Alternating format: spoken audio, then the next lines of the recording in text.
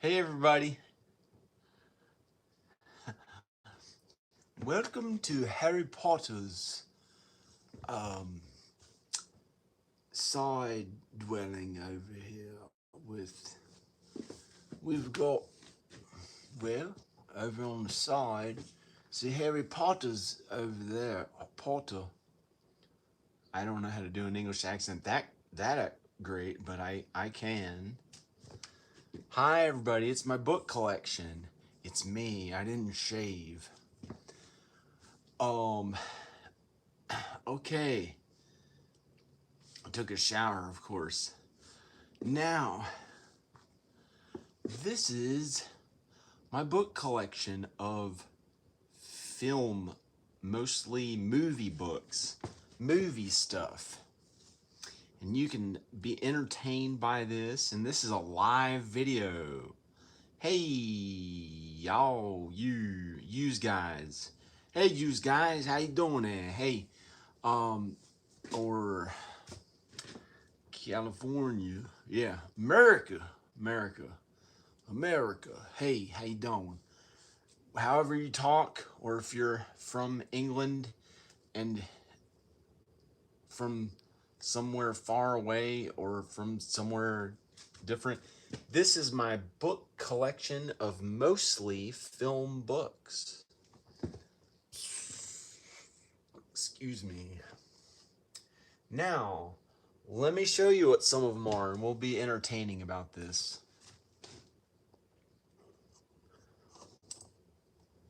Today was really difficult, and these film books got me through a lot of difficulty. Um, and today I kept working on my house a little bit, just 10 minutes or 20, 30 minutes, but it was enough that I had worked 14 hours a day on it a couple days ago, and 14 hours. Well, I did 3 or 4 videos yesterday and put most all of them on private just as a fun thing to take a break from how hard I was working. I don't want to even think about it, but life gets crazy and hectic, and you got to have something that makes you feel good. And this is the thing I went to is film production. So these are books. This is my book collection, and it's not just all film production, but also inherent in that are a couple of other books that are kind of like other things that are sort of unrelated to it, but mostly it's all film production. And through all the moves that I did in California, I was able to keep these books. I wanted one day to have like a film library of all my books, and I have all these books, and I have some other ones over there. These records, these records are something different. Um, and these are mostly film books, and there's some movies on the side. So I have all my film finance books. I have like 20, close to 20 film finance books over there. I'll show you.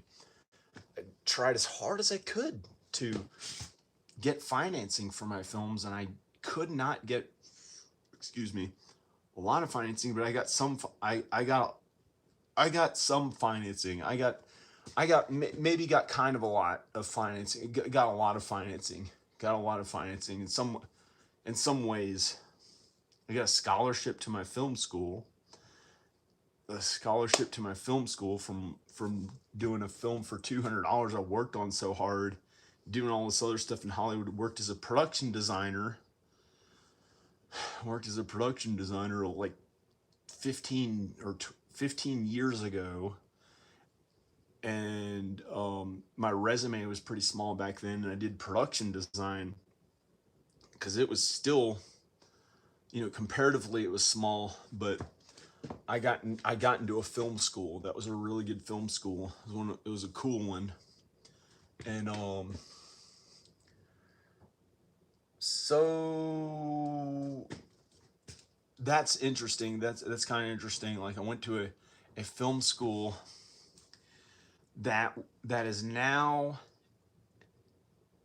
potentially in the top four. They do TEDx. Arnold Schwarzenegger was there when he was governor.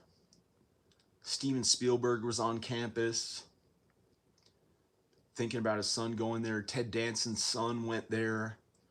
Malcolm McDowell's real birth son, I believe, went there, but he was like one of the nice people on campus. There are all sorts of famous people there that would go to, and producers. One of my professors was Peter Medak, and he kissed Danica's hand, kissed her on the hand. He didn't do that to any of the other students. She was my wife. Eventually got married to her, and she stayed with me at the film school and lived with me and kind of did jobs here and there. She did jobs as a film intern and a babysitter. And I went to film school and we stayed together. And he kissed her in the hand. He's an Academy Award nominee. He didn't, the other students, he was like, sorry. I don't know what to say about it. The other students, he was like, how could you ever do anything your whole life? He was he was like of film production, not it, compared, and that's my opinion because he would never say anything like that to people in real life. But he's that I know of. His name is Peter Medak, and he did Species 2 and some other big movies, and he was my professor, like this big famous person. They also had John Badham, who directed Saturday Night Fever. I remember walking past his car one time in 2005 or 4, and he had this super new Mercedes that even today would be way new looking, with like a video monitor, he was watching something on the screen, and it was like all this stuff in the car that I was like, just walked past him one time and saw his car in 2005, but he wasn't my professor. I chose Peter Medak to be my professor. But the thing is, I mean, as cool as I may sound with these film books or whatever, and I'm cool or something, my new videos have not been getting huge views, and I've gotten big view. I guess I've technically gotten some kind of big views, but I feel like it's like I almost don't know how to rest. I just keep working and working and working, or that's how my dad had me be, because that's how he kind of was. And then he got a lot of stuff. He was very frugal and saved money. He didn't spend on cool things like flashy cars or expensive cars. And he worked like all the time almost.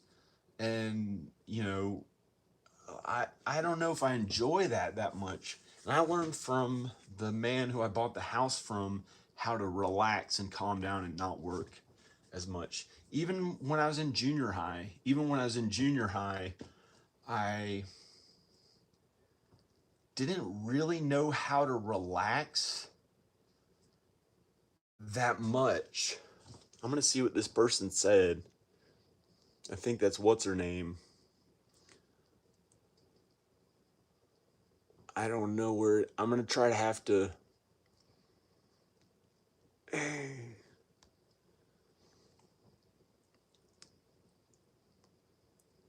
Oh, oh man.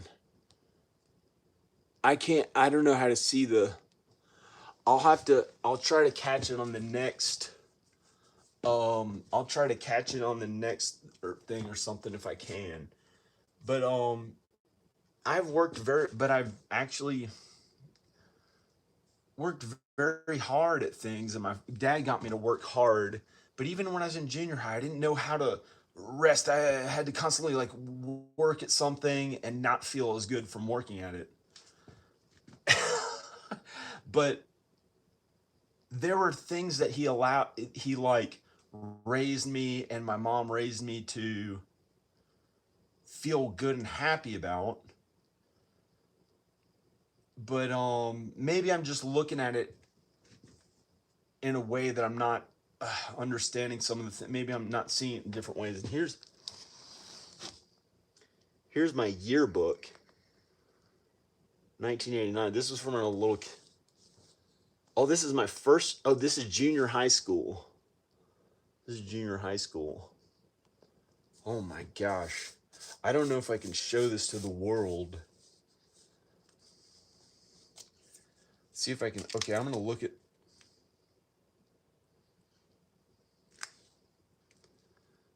Have a nice. It's a lot of things. People wrote stuff, they signed it. I can't show that stuff because they might say something. Look at this stuff. Oh my gosh. It's like these people are so politically correct. And I learned that way. I eventually learned that way. I didn't know it back then. I was trying to be different from all of them. I was like against it all. I was against the system or something, like in a cool rock star way. I thought it was cool. These kids. Oh my gosh. I don't know if I can show it. The way they are, very political. Like, some of them weren't at all. Now they look all non-political. But it just felt like, I don't know if I can even wonder where I am. And you gotta be careful of this thing. Gotta be kind of careful with it. Here's a famous person. Rondé Barber. Rondé Barber. Rondé Barber. Famous person, big NFL superstar, whatever he is. That was famous. He was very popular. Oh, this other guy. Some guy got in a car wreck. There's his brother. Tiki Barber and Rondé Barber. They're good guys. The other guy, I don't know who that. I don't know. But the Tiki and Rondé Barber are pretty cool. They were good. And the other guy, I don't know. He made a mistake, but he's all right. I don't know what he did. He wrecked into a family and something. I don't know. There's all sorts of things. These people in general are so crazy. Every single one of us, like, are so weird and crazy. The things that we like to do and feel good doing, and the mean little ways that people get angry and they say things, and it's just so funny. I'm trying to find myself. I don't know if it. Oh, I remember this guy. Oh, I knew a lot of these people I was just friends with. And I remember seeing some of them. I'll just show them. No, I'm afraid. These people are so political. The things are so political. They don't want you to. It's like not just this school. It's not this school. It's just that some of the people in my family and my friends and everyone and me. It's like they don't want you to, like, even like everybody. They don't want you to show certain things. I'd really like to find my picture in there and show that. I'd like to tell the truth about everything. I'd like to be on a reality show with all glass windows in a huge rich place. They could see me using the bathroom. I don't even care. I wouldn't do anything funny besides using the bathroom, and make sure that was just using the bathroom and nothing really weird. I wouldn't get. I would. There'd be no sexual anything involved, and that's what type of person I am. I really want to be famous, or wanted to be famous for so many years, for my work. My work as an artist and a filmmaker and creative type. And that's pretty much all that I wanted, besides having children, besides raising my children, make sure my children are okay. And there's some people out there that try to attack that, believe it or not. And here's me. Sorry. There's me. Let's see how close I can get to it. That's me.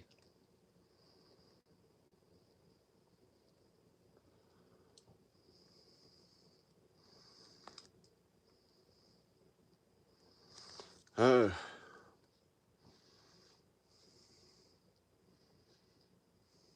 So many kids. They seem like they're doing. I remember this kid. He was better. He was a better artist than I was, and he thought I was like dumb at art, but he didn't realize I was really good. And I don't know. But by the time I was in high school, I was really good at art. It took a long time. I do the work here and there at art. I do some stuff when I was a little kid, but I didn't work at it that hard. A few years later, or a year or so, I might work at it harder when I was a kid. I didn't work very hard when I was a kid. And when I was 12, I worked at it, I worked at stuff, and I learned how to use power tools, made skateboard ramps when I was 12. And you just work at things here and there. Like if it's a guitar, playing a guitar, you play it here and there. You go back to it, and then after like years, you get really good at it. It's just how it is. You'll get good at it. When you feel like working at it and trying to be cool and work at it, or do, then you get really good. That's how I did with guitar. Just work at it hard here and there. Not that hard if you don't want to, but work at it and you get better at it. And I have a friend who's like learning how to play guitar. I'm not going to say, or he already knows how to play guitar pretty well, but he got a professional setup and everything now that he's an adult, now that he's way older and looks like he just he's young looking, but he's my friend from growing up. He was one of my best friends. He went to a different school. He went to a different high school. And we would hang out and skateboard. He's a good guy. And okay, let's look at these film books or something. Well, this is my film this is my film book collection. These are oh man, what is this? This is HD a long time ago, or no, this is that's just some old movie film that looked like film. They finally came out with a camera that looked like film in 2004 or 2004, and it looked like a movie camera, but it was on video. And I got it to finish my movie. I started filming my movie in film, and I got that camera. I saw some kid's movie in my school, and it looked like 16 millimeter. I was like, wow, that looks like real professional movie production. And it was on, they called it DV back then. This was a little bit better than the Sony VX2000. It was like a Panasonic something or other. And I had to get that to film my whole movie on. Who cares? That's what I wanted. That besides children, that's all that I wanted to ever do was movies and music and creative stuff. Here's Lumet. Here's Sidney Lumet making movies. I believe he may have been a black guy. Um, this one I don't recall exactly what it is. I think he was like an Academy Award winner.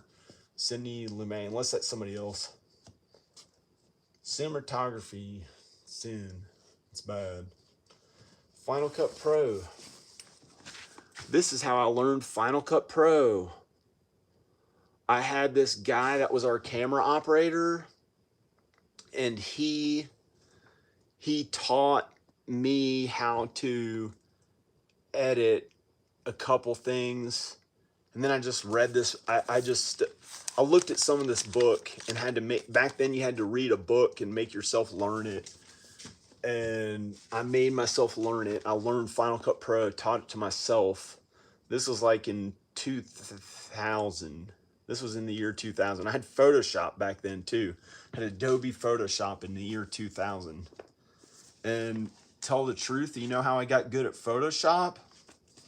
Taking pictures of myself and doing stuff to whatever was wrong, anything wrong with it on my face. I'd Photoshop it, do art to it, whatever I could in Photoshop it to make it look photorealistic and perfect. Make my face look perfect. And that's how I got really good. I got better at art that way. I can do really good Photoshop now. I just kind of did it over the years, making myself look better. I mean, that's how I was interested. I wanted to look cool and look good. And I also made other people look good. I tried to help other people to look good. Try to help them to look good because I thought that was something I had issues with growing up. They made fun of me for the way I looked, for little stupid things that went away. So I tried to stand up for my looks and other people's looks. For all of them, I hope they look really good. And I worked at art, my actual work, my work, like drawing other people's faces. I was good at portraits. I was good at looking at one thing and drawing it exactly as it was when I was more of a student in high school. And then I got better. I got really good at art. I learned art when I was a little kid a little bit, and then I got better later just by working hard at it. Oh, I worked a crazy amount of hard at it in Radford University. I would work 8 hours in a row on one painting in the study room while the other kids were partying. I could barely walk because I was so messed up and my hair was in front of my eyes. I had braces and weird looking face with zits, and I can't even tell you the stuff that was wrong with me. Like try to shave off the hair on my arms and it was red, and I pulled up to a drive in trying to drive in a order food thing, and they looked at my hands and like I was like so weird, and I could barely walk because I got hurt, and I was like skinny and weak, and I had to just study in the study room, and I got almost all A's. Got mostly A's and some B's at Radford University, and my grades were not that good in high school, but they were okay. And I learned how to study like on my own and do the work and learn how to do it without the classroom setting, which was like, I just wasn't as good. I didn't know what they're talking about. I'd sit in the classroom and see the other people looking at me or something and feel so, I think they're staring at me the whole time and think there's stuff wrong with me. And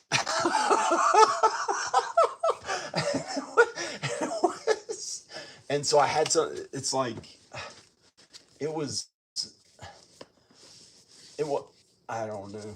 This is the vampire stuff. I wanted to do a cool vampire movie, and I made him eat meat instead of eat meat instead of eating human beings. Vampire book. What is this?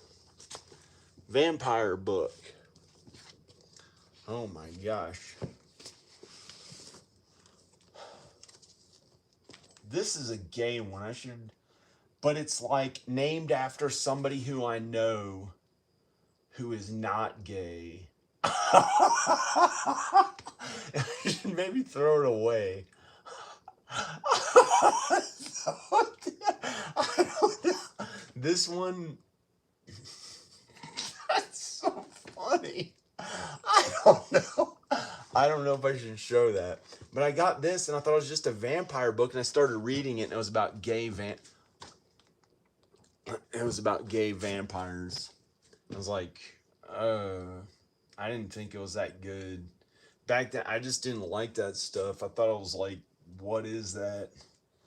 And I used to not like it, and I still personally don't like it for myself, but if somebody else wants it, I mean, I don't know. But here's a Sylvia Brown book. Oh, I used to believe in that, but then some people attacked her. They were against her, and she started like this stuff making not as much sense, and everyone was against her. And I don't know if that stuff, sometimes it works, sometimes it doesn't. Unless somebody's attacking it full time, it's may or may not work, and I don't know about that stuff. Fairyist. That's Danica's book. I don't know how that got here. Huh. Yeah. She bought it. She got some books. Fairyist. She made a fairy movie. Whoops. Fairy. She made a fairy movie, and it's really her movie. I was like producer somehow because I was her boyfriend. And I worked really hard on it. And, okay, here's one of the first filmmaking books besides Final Cut Pro editing. Feature filmmaking at used car prices. This is a big one. This was a big one and may still be a big one. Feature filmmaking at used car prices. This is the real movie stuff that they have, like Slacker. I don't know if that guy wrote it. Richard Linklater. I recently read that Americans are buying used cars for an average of $6,000, and I thought, why don't they take the bus to work and make a feature film instead of a car? Yeah. I read a bunch of this. Schmidt's fourth feature, Morgan's Cake, made on a $15,000 budget, was selected by the Sundance Film Festival for its dramatic film competition in 1989. He wrote the book. Feature filmmaking at used car prices. How to make a film for less than $10,000. Well, you can if you want to be like everybody knows about Kevin Smith, the Blair Witch Project. There was an older one. These are older ones. The new ones, sometimes it's YouTube stuff or videos here and there. Feels like it's gonna like totally blow off my head and kill me if I even mention the word YouTube with how some political things are in my life. Oh, it's like really hard. I've been giving it my all, and I don't know what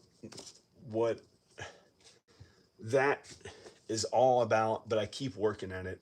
I figure maybe I'll have to do something a little different, and make money at YouTube, change something a little bit, and then all of a sudden it makes a lot of money again. I don't know. Or do filmmaking again. Anyway, this is what I did. Is just kept here. My budgets were bigger than these budgets. My budgets were bigger than this guy's budgets. I was very fortunate. I want to brag about it, but I spent more money than he did on my movies, and probably worked harder at it than he did. But I don't know for sure, but I probably did, for considering how long I've been at this. But maybe it's comparable, because everyone has problems, and he might have had to suffer through who knows. Anyway, just be happy, be good, be happy.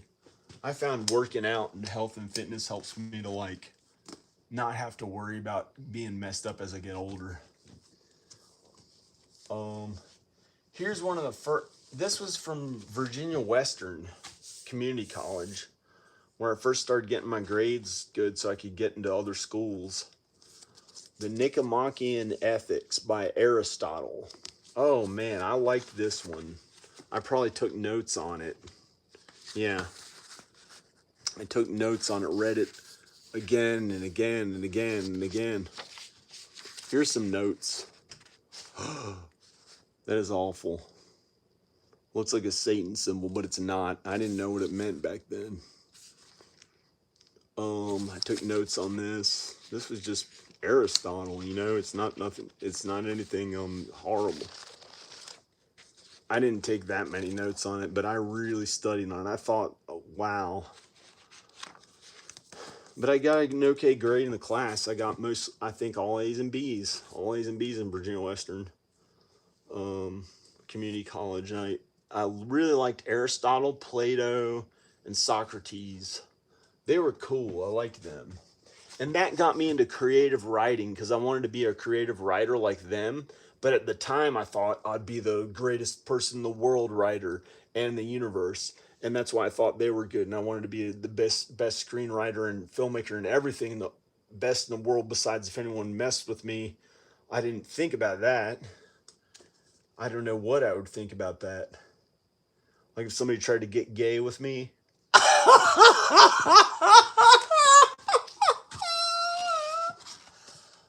I didn't even think about anyone hurting me. I just wanted to be the best artist and writer and filmmaker and creative everything possible, best at all of it who had ever existed.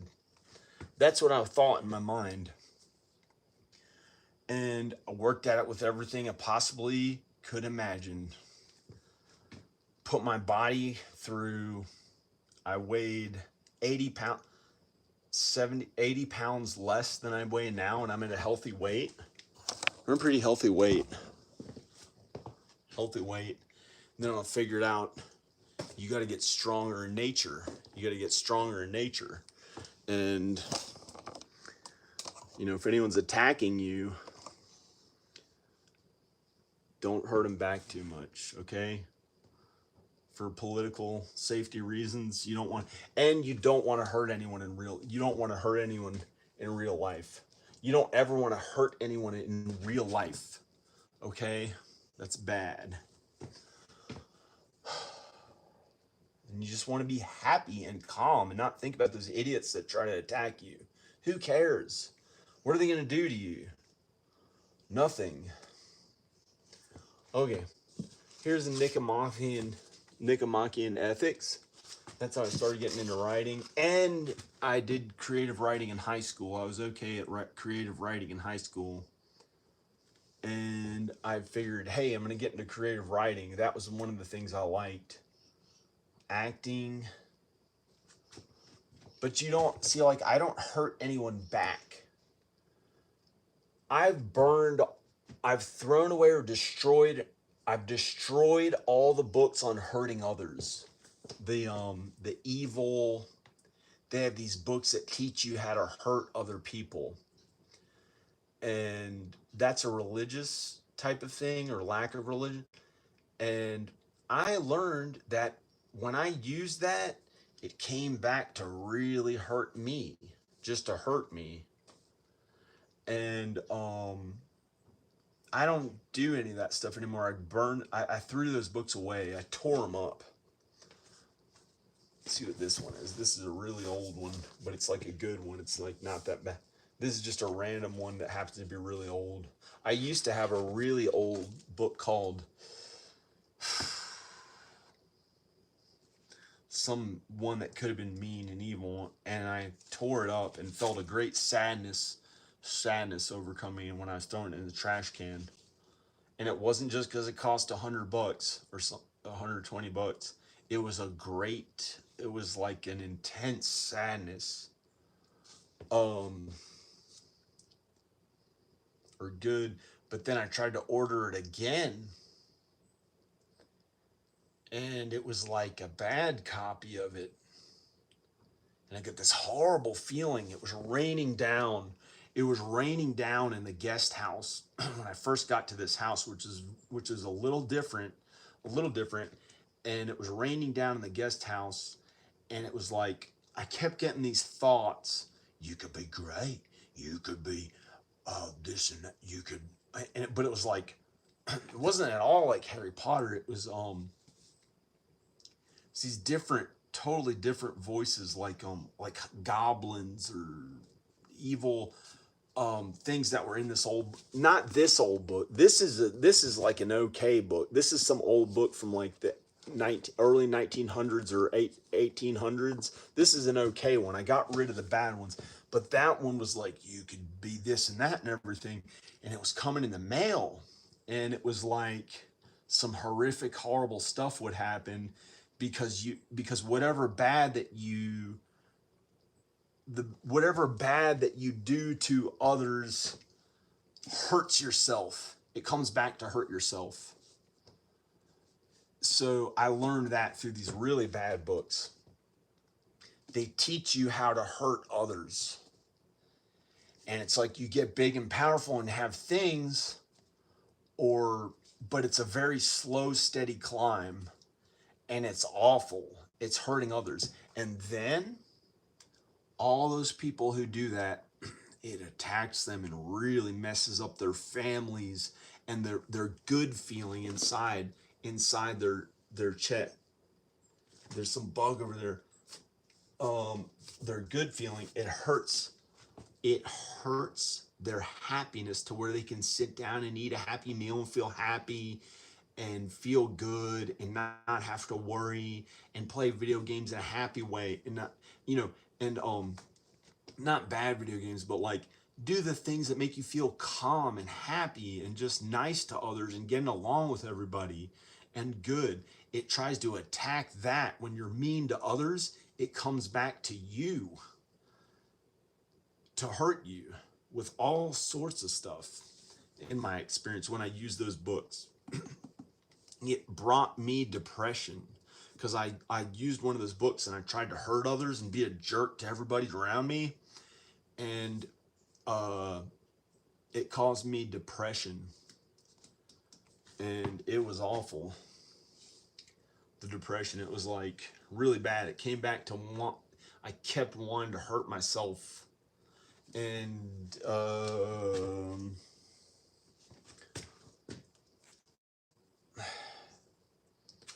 anyway, don't use those books that hurt anybody. This is a good book. This is called The Man Trap. I don't know what this is. I don't know. This is The Man Trap. This is just, I don't know what this is, but this is some weird ass good kind of, I don't know what this is, but it's a really old one. 1872. 1872.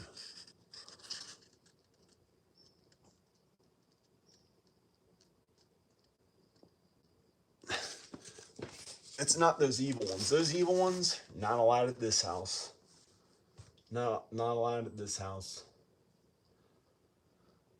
Here's, I don't know what this one is, but it says they can kill you, but they can't eat you. That's another crazy one. That's just how everybody is sometimes. They're mean and weird, and you don't want to work at being mean to others. That's the wrong thing because that'll hurt you right back. That's what the Wiccans believe. Um, they're pretty good mostly because they believe if you hurt anyone, it comes back to hurt you 3 times. So how bad can they be? But they're not as good as Christians. They're not as good as Christians. Christians, if they're not misled like Hitler, um, who was one of the most horrible people to have ever, most evil, horrible people to have ever lived, who had a fire lit under his ass, annoying him all the time. So he had to constantly blame other people like it, but but not at a funny level. Not at a funny little level. He did it at a horrific, horrible level. Now there's like dust flying a little bit. He did it at a horrific, bad level that you don't ever. Nobody wants to do any of that. Nobody wants to do any of that really bad stuff because he caused all those millions of people to be burned in real life and killed and tortured and stuff.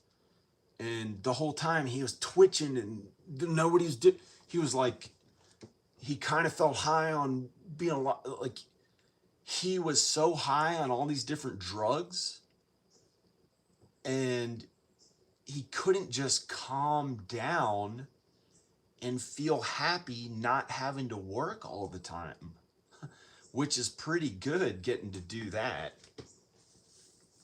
And working here and there to make money when you're an adult. And but not at some crazy level where you're so annoyed by the whole, like where you wouldn't be annoyed by, but people get annoyed every day. Like people get annoyed and they do these stupid things and they like throw things down and they throw down books. They throw down books, but I wouldn't throw these books down. But some people, that would be bad to hurt your own stuff. That's a lot of hard work and effort that goes into doing that stuff. And when I was younger, I used to just kind of break stuff of my parents. And here and there, I might mess up here and there and hurt my own stuff. But I never try to hurt others in real life. I never hurt others in real life. Never. I never hurt others in real life. I might think bad thoughts against them, but I try not to do any of that horrible stuff. I change it to meaning, okay, it's not that, it's not going to hurt them too much. Okay. If I said something bad, I said, oh, I'll throw this book at somebody. I'll throw this book at you on the bed, and no, and then it, if it barely hits your foot, and then I change it to if it barely hits your toe, and I'm barely making it do this to your toe.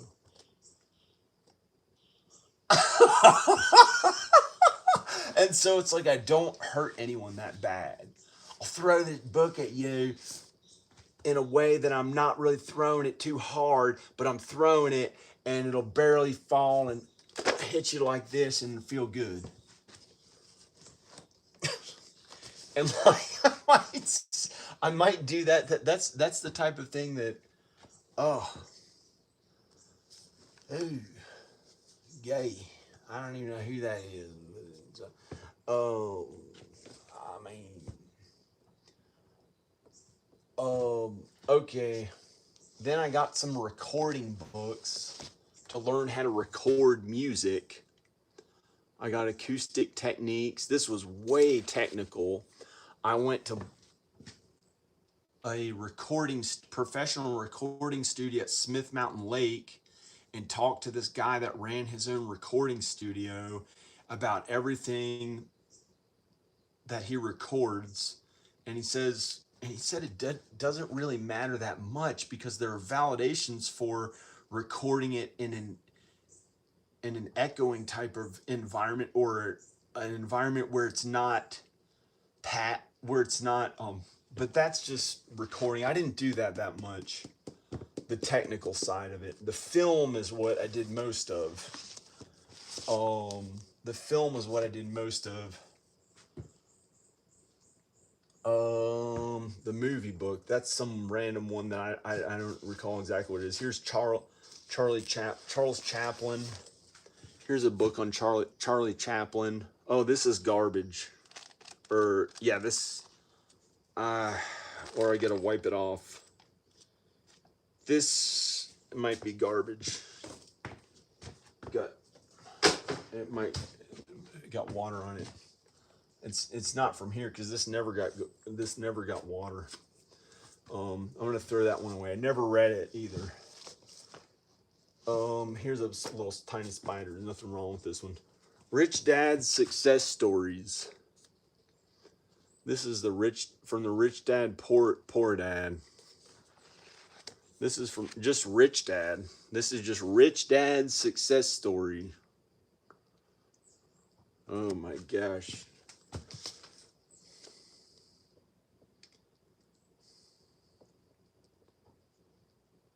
I'm stupid. Can I fix this? I can't fix it for you. Yes. I'm sorry. I almost feel like that.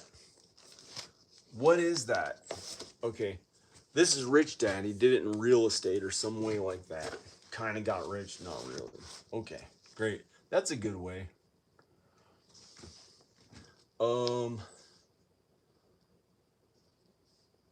Here's one that they'll try to, if you don't like that, then it's City Sidewalks for You.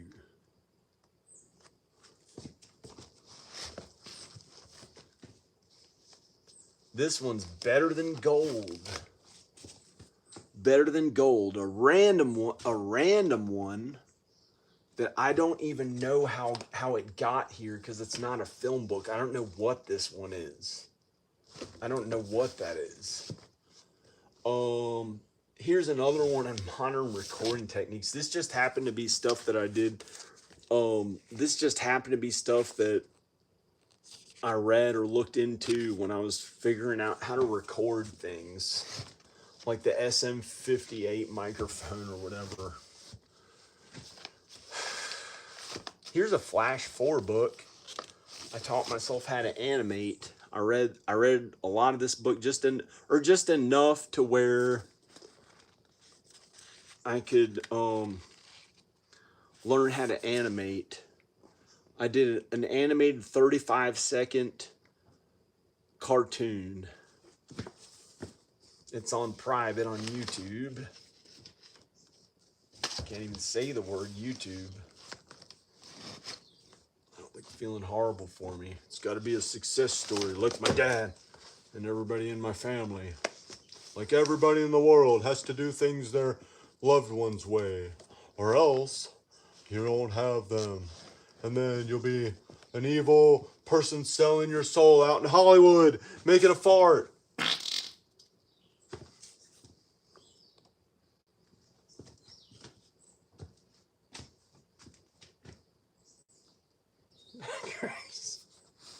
Now it smells like farts when you're doing books.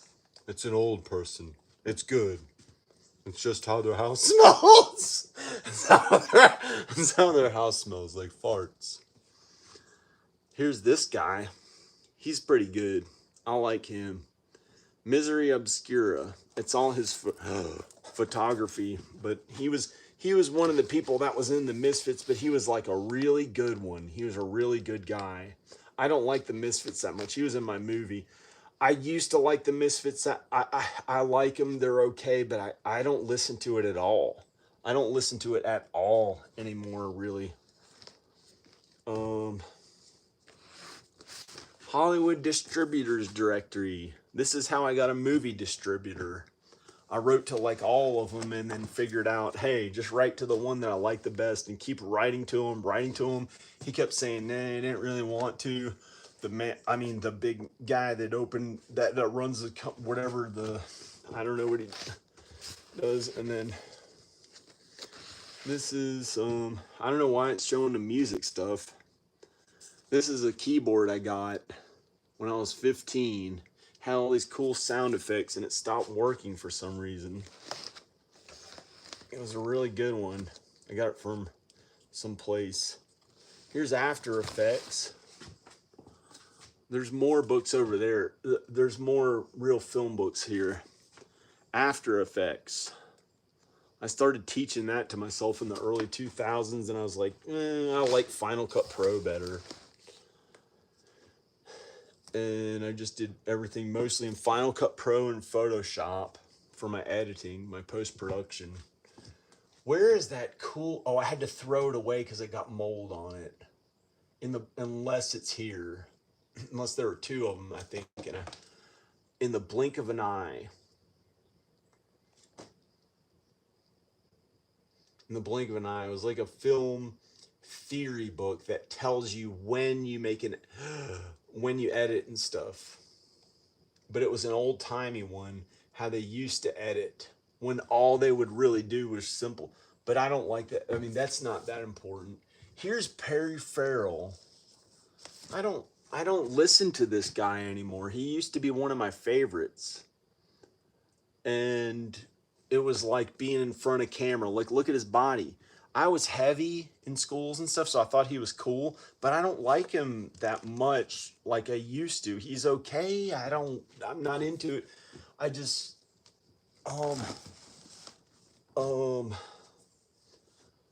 he's an okay person. He has a family or something. He's just some big rich guy that I don't know what he's necessarily, I mean, I used to like the emotion he created in the music. Writing for television. How to write for television. This is something that I learned how to do. I wrote a spec script, they call it, for X-Files, but it wasn't for the big company. It was just a student X-Files script, but I wrote a TV episode. And then later I wrote, I believe, another TV episode we were going to film as a pilot. Jesus Saves Halloween, when I was married. I think I wrote it, or we both wrote it together. It was going to be like a short film or a TV show. The television and feature films are very similar. That's a television script. I mean, that's a television book, How to Write for Television. See, how to write for television. And this is how to write treatments, pilots, sitcoms. We were doing a pilot. We're going to produce one time. Sitcoms, hour-long dramas, TV movies, how to make contacts, sell your ideas, negotiate a powerhouse deal. Great. How to promote your work at the networks. I was more of an artist, not as much of a business person, but I did the business stuff as much as I could. Just found that it didn't make really big money yet, or if it ever does, but it made some money. It made some money. Whoa. All right. Oh, man. Matthew McConaughey, 52 years old, ladies and gentlemen. 52 years old and been through AIDS. 52 years old, been through AIDS. What are you going to do, man? I'm just got a skinny neck, don't care. No. I'm sorry. He's good. He's been through acting like an AIDS person. He doesn't have AIDS personally. He's cool. I was watching that movie and thought it was kind of cool, but it's like, it's not an issue. I used to, people sometimes worry about STDs and stuff, but there's literally like dust around here from the lack of people. Like I just, I don't, I'm not sexually active. Um, he didn't have anything to worry about. He's okay. But here's one. I gotta pee. But no, yeah. Hi. Here's the film books. I gotta pee. I actually gotta pee. Film festival. I gotta pee. This was how to get into film festivals. The Ultimate Film Festival Guide, second edition. They probably have other editions of it. Wow. They really. I don't. Oh, Chris Gore wrote this. He's a cool guy. Chris Gore. I never met him, but he's about at the level maybe I'm at, but a little more famous. Like he's more famous for his own face, but I have more views than he does online with the Ronald McDonald video when I was covered up my whole face in makeup. Nobody knew who it was till the end credits or whatever. But he's pretty big. But he's pretty cool. Chris Gore. He figured out how to be like a cool, like famous type of person. And I mean, he was able to just act cool and be like himself and be nice and normal and regular. And he did this whole book, which has amazing. I mean, it must be really good because it just looked like he's a cool guy. Even the design, even the design of it, it looks amazing. He's a real guy that did film stuff and still does. Chris Gore. Chris Gore. I don't know why his name's Gore. Gore.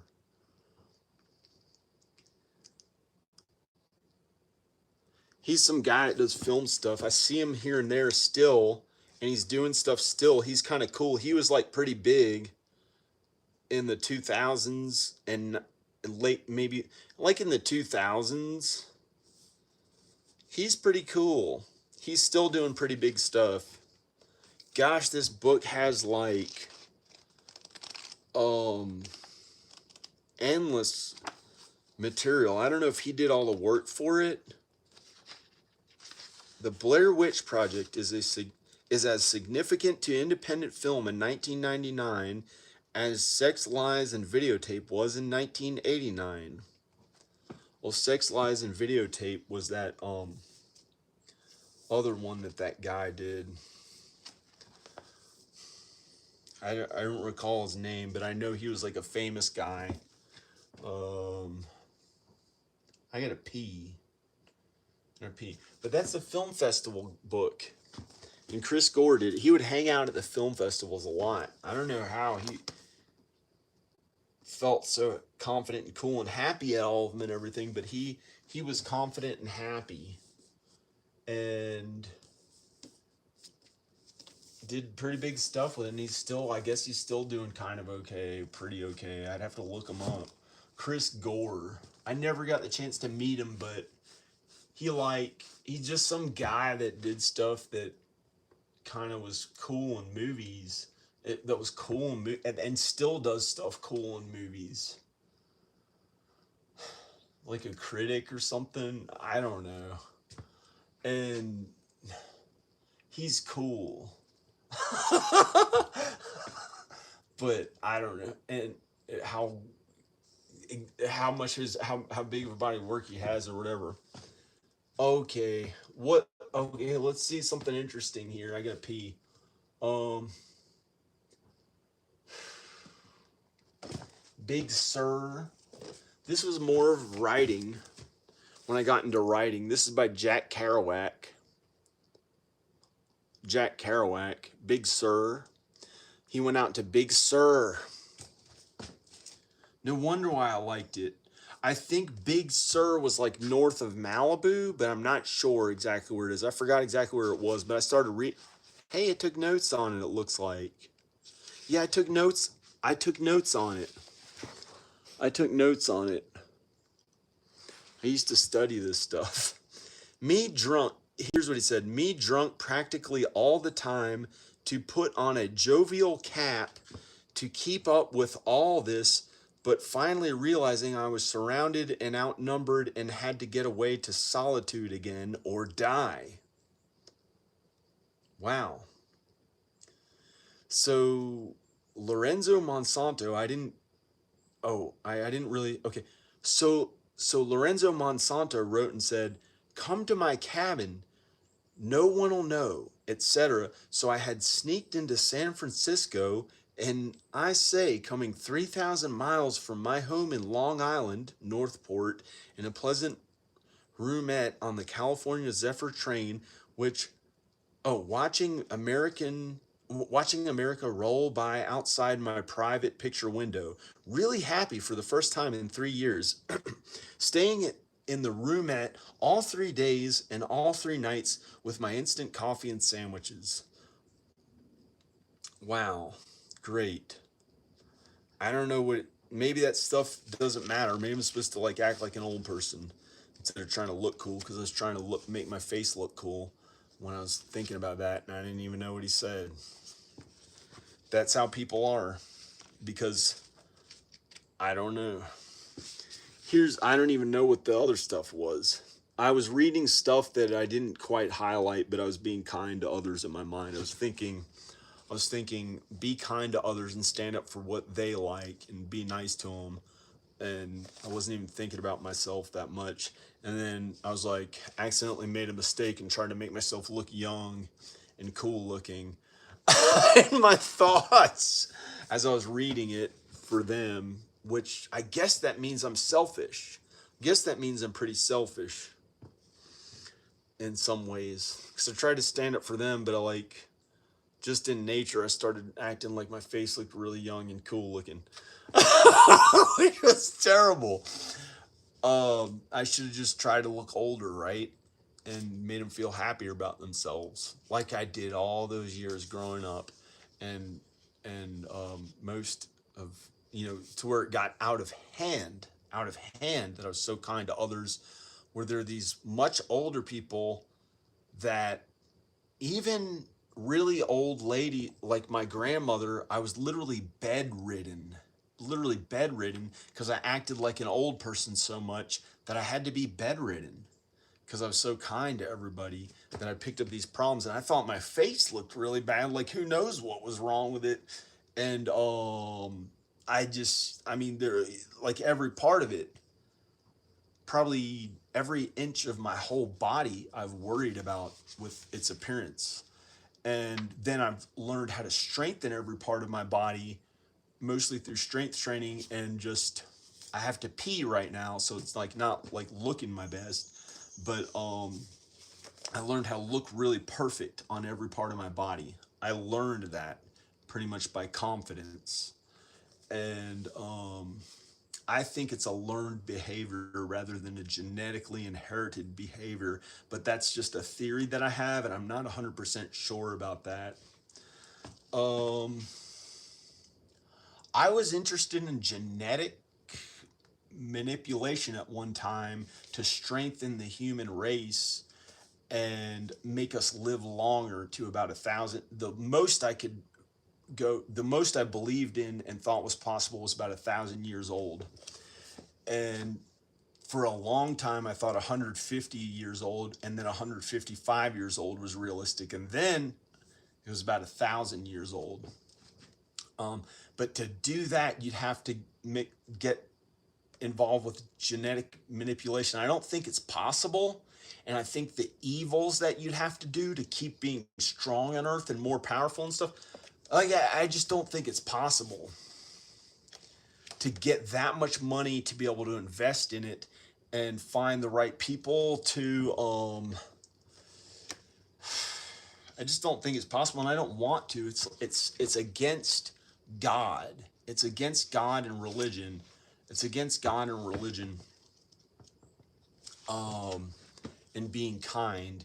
because the point isn't to live as long as you can and be as strong as you can and hurt others with all your might. That's not it, because then it hurts yourself, and then you're like this horrible, evil person that's just surviving according to survival of the fittest and some horrible things that are going to hurt you and make it feel horrible to just be alive, and you wouldn't want to be alive. So there'd be no reason for it. I gotta pee.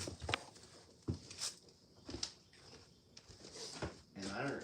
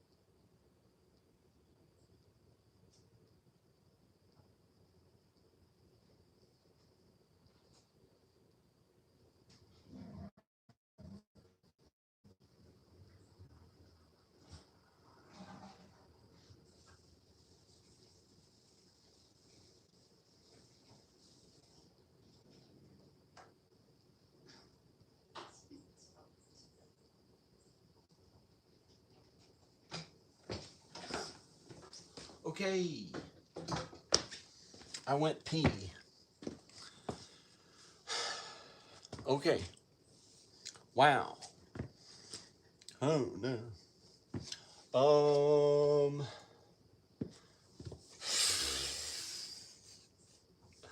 I can't. This book is so fun. I can't show it. I can't show it. It's, oh, these are some random stupid ones. Los Angeles. Insider's Tourist Guide from like 1999 or 2005 or whenever it was that I actually got the book. Like later, that's just nonsense. Other than figuring out, I loved the area so much because the movies were there. And here's the Western Reader. The Western Reader. I used to like Westerns. I wanted to be a cool guy, Western type, like Clint Eastwood and those types. But that's a gun on there, and that's like violent. And it's just,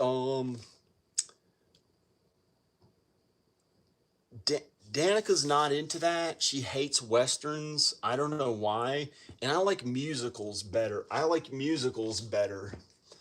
just like musicals because, not not necessarily because, just something about them. I learned how to like musicals from her. I used to think they were really stupid, and think that they were very stupid, and I liked cool music like rock stars and stuff and guy stuff and not princessy stuff. But then she got me to like musicals because it makes sense, because I do music and film. So the perfect mixture of music and film is musical feature films.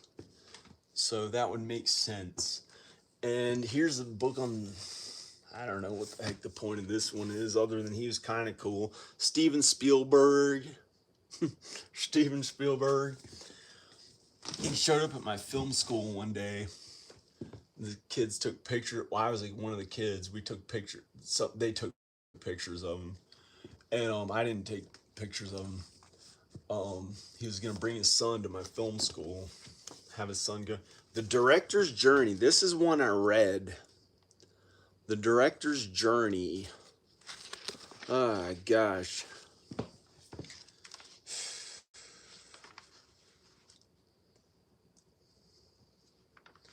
says public and private lives.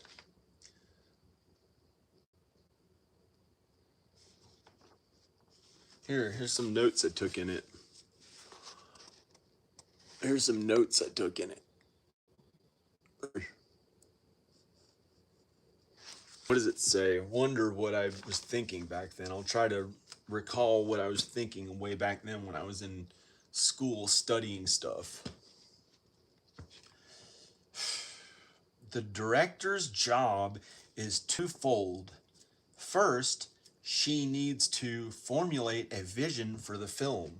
Second, she needs to communicate that vision, that concept, to every member of the creative team in such a manner that each artist will be inspired to make her best contribution to that vision. That's it. That's the role of the director and the creative team. So that says that's her vision, but I don't know if that matters. That translates to him. I don't know why they said she. Can't imagine why they said she. That person must have been so, I don't know. But the director's job is twofold. First, he needs to formulate a vision for the film. A vision. What he wants the film to be. Second, he needs to communicate that vision, that concept to every member of the creative team in such a manner that each artist will be inspired to make his best or her best contribution, and it better be a contribution, not be contrary or anything, to that vision. That's it. Wow. If you can make that happen. In Rednecks, there was a scene that was very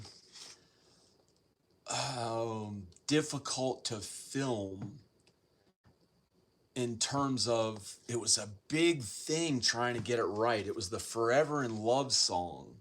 And I'd like to re-record that and do a much more meaningful film. But in Rednecks, unless that film has all the meaning in the world that I would ever want it to have, for that film,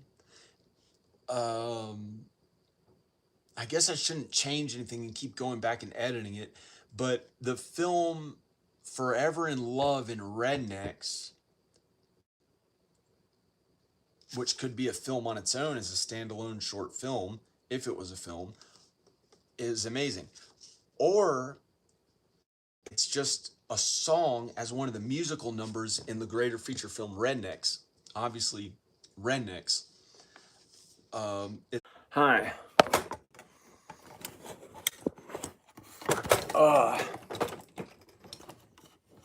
I'm a Yankee. How you doing now? Yeah. Yeah. How I made 100 movies in Hollywood. Right here. Right here.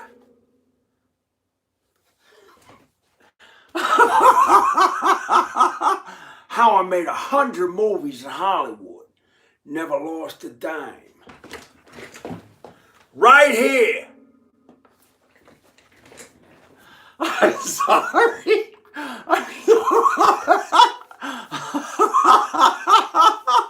Never lost a dime. Put it in your hand and flick it like this. See this? Cost a dime.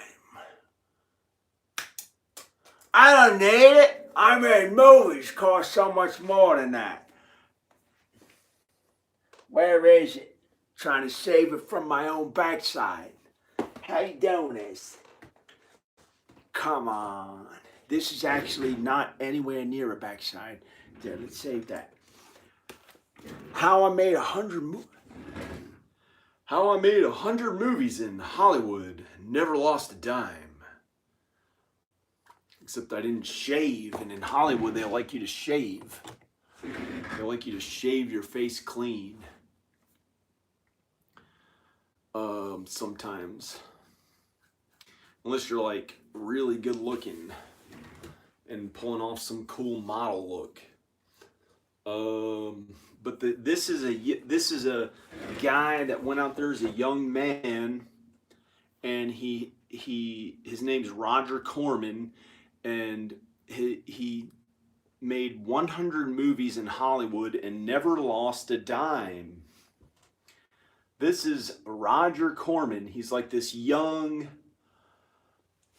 very white looking guy. He went out in the world, and he happens to be white looking. And he went out there, and he made these movies. He worked for a studio, and then he got tired of it because he was like a script reader. I believe he was a script reader, and they weren't letting him do the stuff he felt like. So he went out there that he felt like, and he went out there and he got the money. He traveled the world because he's making good money at the studios. Then he traveled the world and just went out there as a young man, seeing what it was like in these cool places that he liked. And I think he found people that wanted to fund his movies, but I don't know.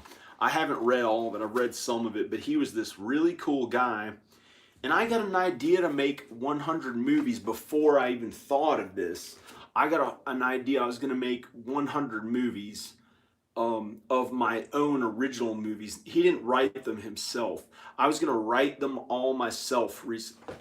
It was a new idea I had to do these musical feature films and write the whole screenplays, record the music, write the whole screenplays. But when I sat down to write the screenplays, I thought I could do it way faster because I'm so good at it. I've been doing it for 20 or 30 years. I imagine I could do 100 movies. And it was going a little slower than normal. Like, I think it would take a few weeks just to write one script. So it's hard to do. It takes some effort to write a good movie and do a real movie. I mean, it takes a while. You can't just see. He filmed some of these movies, if he has any pictures of them, in 4 days. He filmed the whole production in 4 days, and they had monster big like a spider, like a giant spider and stuff like that in his movies. A decent production value. And all I'm getting here is people shooting guns and horrible bad stuff.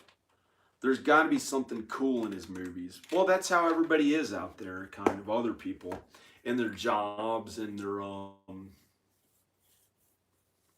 things they do out there. It's the thoughts that go through their mind that goes through everyone. There may be good and bad. There is good and bad. It's just how it is. You can't really get away from it. So, in my experience, what James Gunn told me in an email is that it is no different, the movie industry, from any other big industry that people get into: real estate, oil, medical, like being a doctor, or pharmaceutical, any of those other industries, health insurance, auto insurance, all those industries, same type of thing. It's no different. The movie industry is no different morally than any of the other businesses. And this guy made 100 movies, but he produced other people's movies. He got people to direct it and do the work, and he got them together, and he got the money together, and then he made a movie. And then made another movie, made another movie.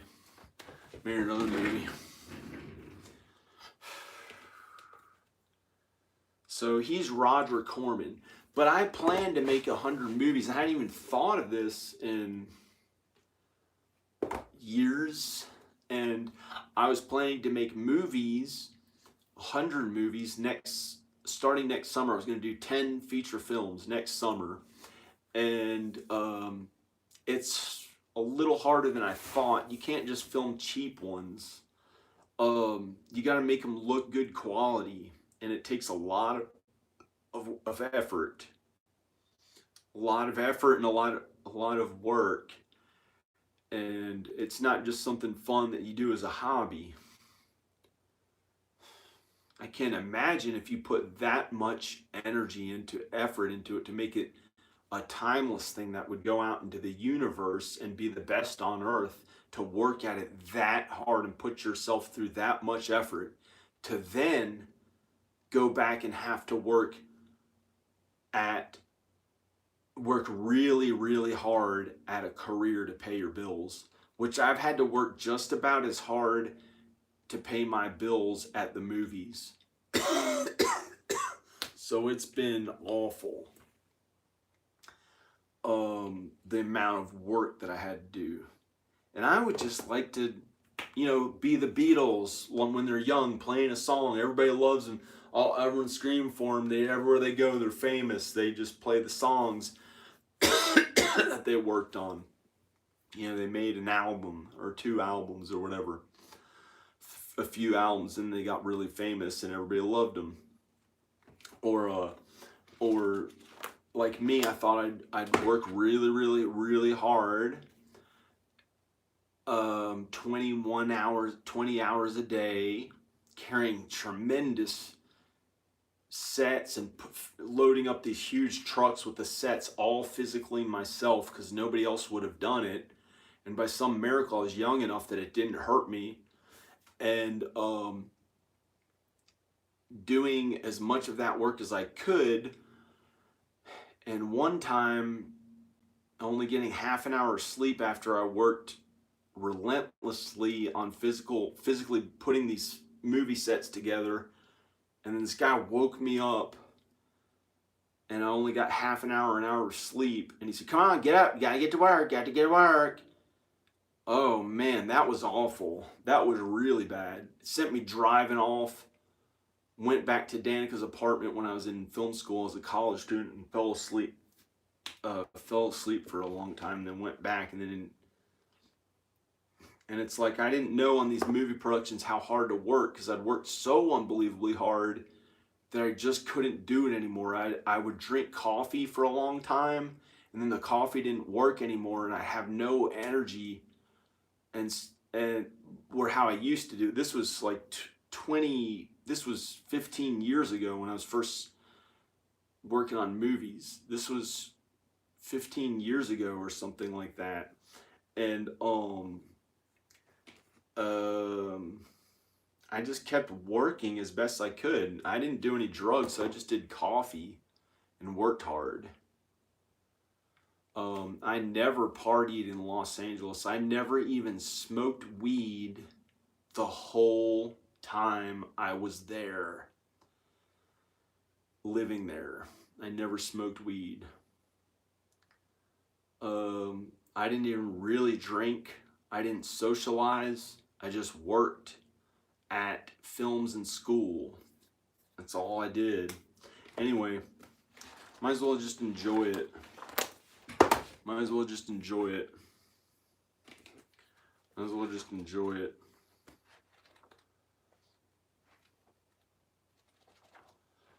Some of these people.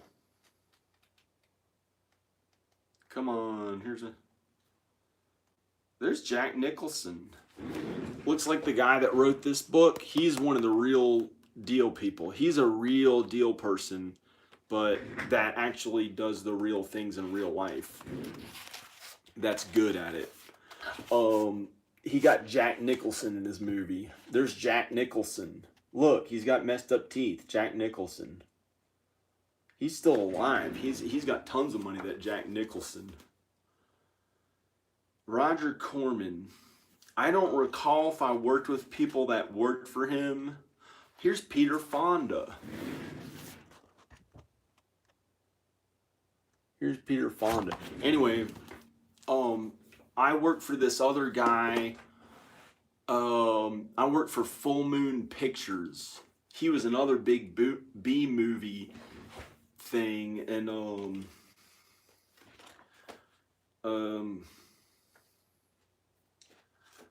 anyway, I don't know what. Did I miss something? I'm gonna check. Yeah, Easy Rider. Yeah, Easy Rider. Yeah. Yeah, you're Rain Man. Rain Man. I'm sorry. No, No, I was saying Ray. Oh, Robinson. Oh, you're a fan of star, well-known actors. I'm not that famous. I'm not too famous, really. I don't know if I am or not. I have no idea where on earth I can go to get funding, frankly. You just look the stuff up. Get grants. Get grants. Get grants. Get grants for the cause you're trying to work at. Get grants. Anyway, I don't know. Yeah. You're all right. You just get grants and stuff like that.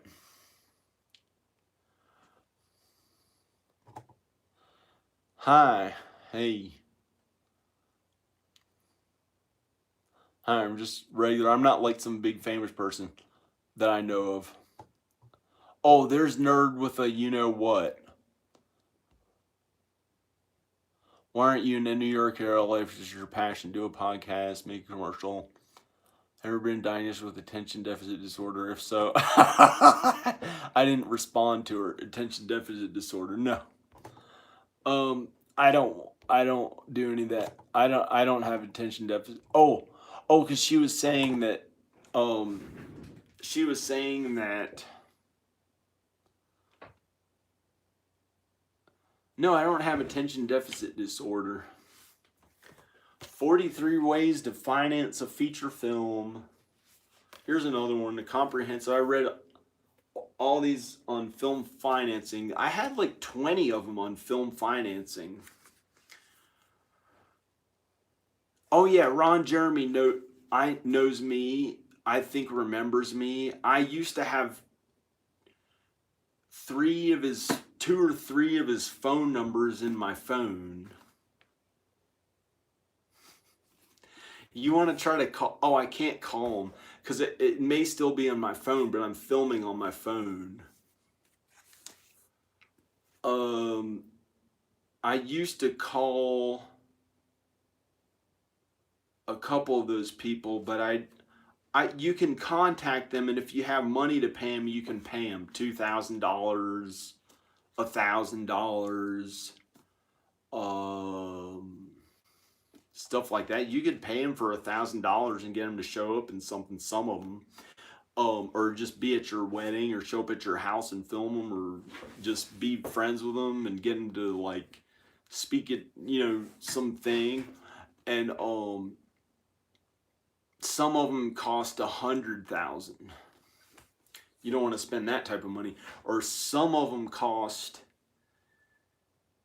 a lot, and if you just spend like $1,000 or something, that's pretty good. Independent feature film production. Okay. No. Complete guide through concept. That's all right. Through concept and feature film production. The Filmmaker's Handbook. The Filmmaker's Handbook. Stephen somebody or another. Wow. Okay, this is the wide angle lenses. They used to back a long time ago, they used to be expensive. They were $700 or $800 to get a good, really professional wide angle lens that didn't have the black on the sides. $700 or $800. I never got one back then. I just didn't invest the money on it. But now they have them cheaper.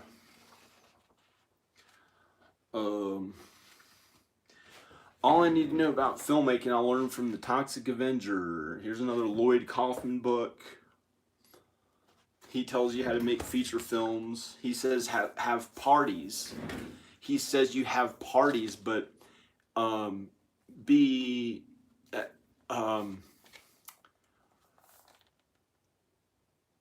inviting of rich people to the parties. And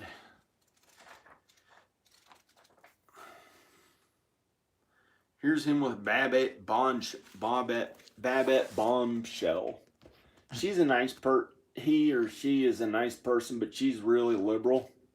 If you can catch her drift on the farts. No, sorry. No, she's sorry. She's I'm sorry.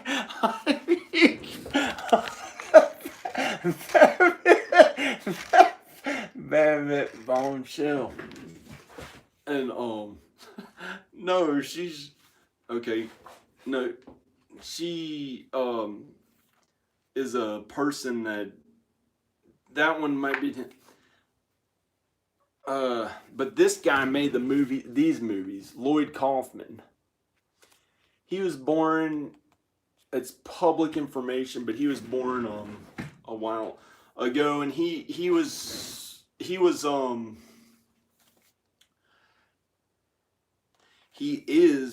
a big filmmaker now. So he produce your own movie. Produce your own movie. He calls it damn. I don't usually say that, but sometimes I mess up. Sometimes I mess up and say that stuff. Shaking the Money Tree. Shaking the Money Tree. How to get grants. How to get grants and donations. Here's a good one. Here's a good one you could use. How to get grants and donations. When it first appeared in 1994, Shaking the Money Tree became an instant classic in the field of fundraising for independent, non-commercial film and video. Oh, this is for video too, this book.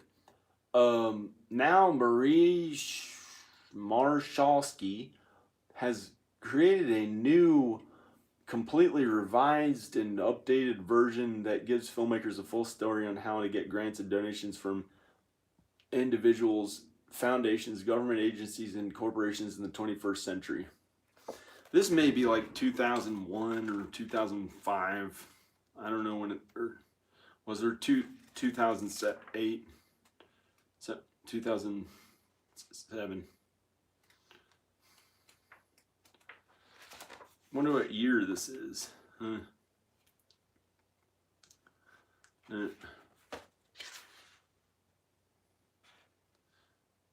Yeah, no. Stephen Katz. I don't know who these people are. Some of these people that wrote these film books don't have that great resumes.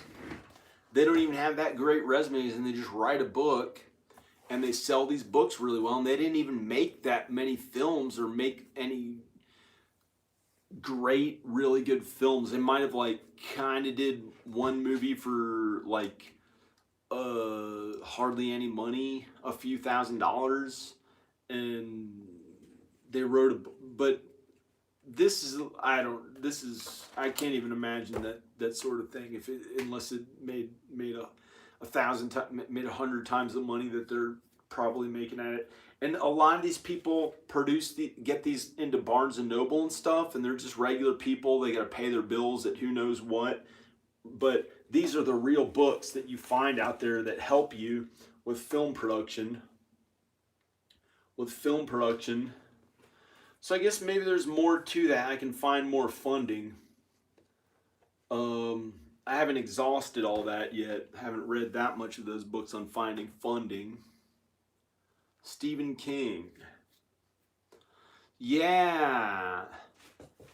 Stephen King. Like, yeah. Um, that was a good one. Stephen King.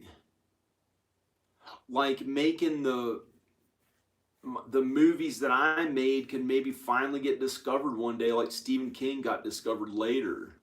That's what some people stood up for me and said that could happen. It just took a long time for him to do it.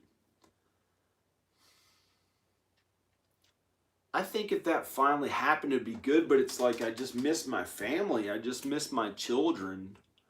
And I think that's the thing that's causing it. Like,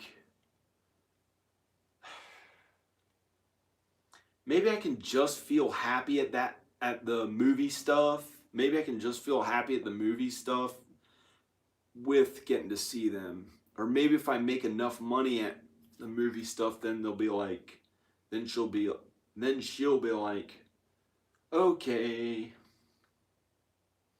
I don't know. That's taken a long time. I keep hanging in there and doing my best to do the movies or make a living at it. And yeah, no, I gotta pee. It's like they don't want me to. They don't want me to party. She doesn't want me to party too much. And my parents didn't want me to party, and they kept trying to like stop me from doing that a lot. And then finally one time I just partied a bunch, a lot.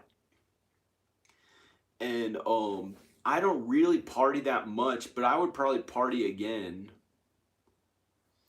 And I think that's how you meet people. That's how you feel normal and happy and socialize. A lot of people just feel happier partying, like drinking alcohol at events when they're at an event and not regularly at home.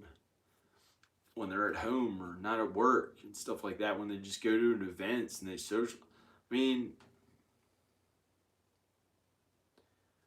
I've done it so little that I've never had a problem with alcohol. But I don't care about that or that much other than just getting to have my family back. And I like to make a living at these film things. I'm gonna show you party and no drugs. Yeah. Yeah. Hi. Hey, how's it going? I'm gonna go over here. I'm gonna show you some books. I gotta pee really bad. I gotta pee really bad. I'm setting up the tripod. I'm gonna show you some books.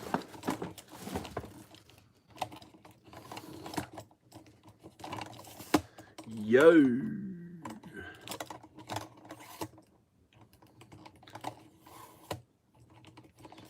Set up some. Show you. Show.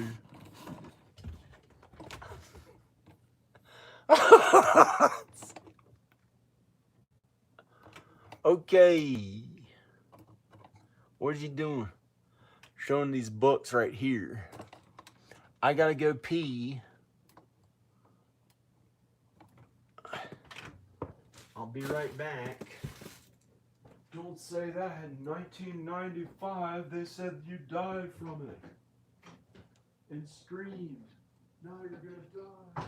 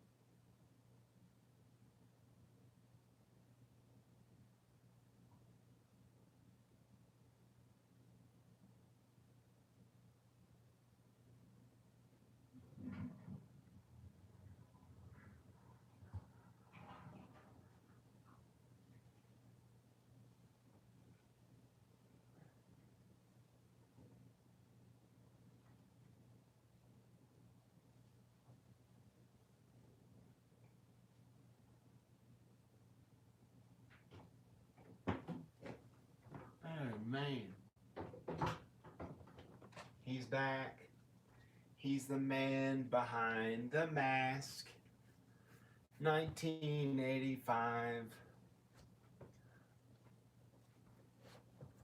Why is he quoting those old movies that he doesn't even care? Now, he don't like that horrific stuff. Talking to himself. He's walking around on the bed on his all fours like he's gay. What are you doing? No! Gay? No. You're supposed to act sexy on the bed. Man, you're stupid. Quoting old movies like you're old, like some old person. Yeah, I'm cool. I'm like I'm 17 or 18 now.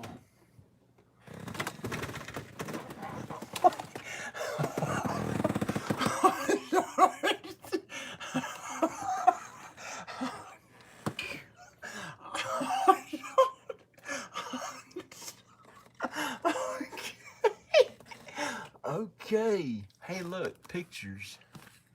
Oh my gosh. Somebody said something that was hard to see. Ah! I better put this down. Tripod. There's on here. Pictures. Hey.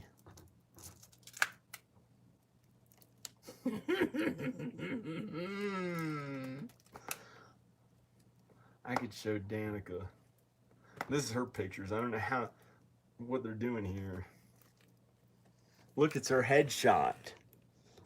This is the mother of my children's headshot when she was like 14 or 18 or something like that. Or 14 or 15. That's one of her headshots. She worked at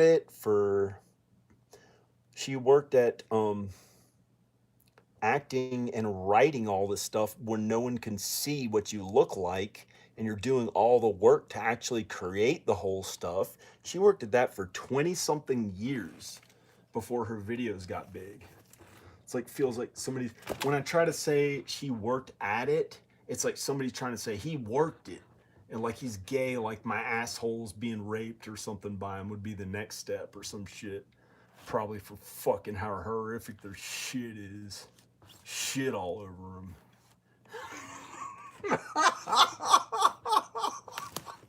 Shit on them. I don't give a fuck who they are. Anyway.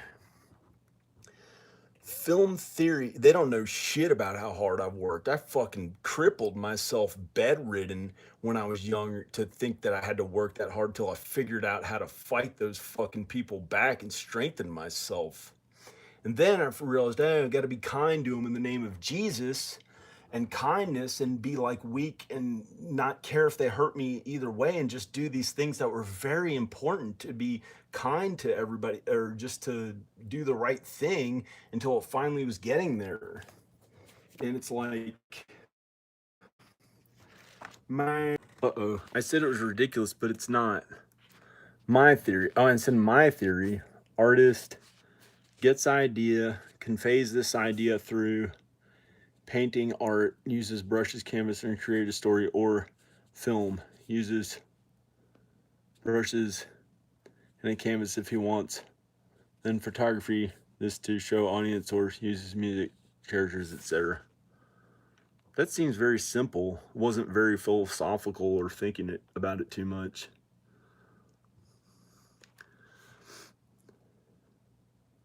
I don't know what that was talking about because I respect it. I don't know what he's talking about, but I'm just tired of them. They want you to have a regular job, like after you worked at the other thing for 20 or 30 years, and if you say that anything against them, they want to take you to a court of law or some shit like that. And it's like, can you imagine not attacking those people or hurting them back? Or what do? Just go along with them and be a failure your whole life? Like, it's not that bad, but you'd be a failure. if you go along with what those people try to hurt you and get you to do, that's not your true self. That's not your true self. That's their bullshit. That's their fucking bullshit. You shouldn't have to listen to their nonsense. I mean, if you're a child, you should. And that's good because we love you as a child. The parents love you and want you to be okay, and everything's okay, and it should be okay as best as it can. And you shouldn't hurt one. We don't hurt you unless it's, if you're our children, my children. Parents don't try to hurt you usually. But if it's age you're like 42 or 40 or 35 or 34, and you've been working at this stuff for so long, trying to stop you from doing it, you gotta say, hey, is this worth it hurting them? No, because you don't want to hurt them just to get to your goal. It's still not worth hurting for it. If you do your best work at it and you're really good and you meet the right people, then it can go big enough and you can make money at it. If you keep hanging around those same people that try to hold you back and make you feel bad, then I don't know what about those people. It might be comfortable and feel happy, but if it didn't get you to your goal after 20-something years, you might have to wonder, are those friends of yours and those family, are they helping you? Or you don't want to sell your soul to the devil. You don't want to sell your soul to the devil, so you got to just do your best any way you can till it gets there. And these are the I can't sell my soul to the devil. They want to hurt you. They want this and that. Screenwriting. Is this the same one that was over there? That was there? Oh, this guy's Sid Field. I'm about to yell at this guy or something. I feel so aggravated by those people in my life that I'm thinking about that try to say, hey, she worked it, right? No, that's not what someone, no. The screenwriter's problem solver. Sid Field never made a feature film or short film his entire life that I know of. Unless he did some films that I just looks like he just wrote books. So take it from him because he's a screenwriter. He was one of the best, right? He was one of the best. That's pretty much what this guy was. That I thought he was, from what I thought back then. But he could be different. Hey, here's Rebel Without a Crew. Robert Rodriguez. He made his first film for $7,000, and it looked really good. Looked really good. It was so good that it was getting gay with all those homophobics that try to force you to be gay like them. I'm sorry. That's who they are. Are you gay? Because you're into movie production? We'll hurt you. We'll watch your channel and attack it with all our might for 20 years. Okay, thanks. Thanks a lot. Thanks. Why don't you face me in person, you types of people? Peace off. Yo, style like the sex.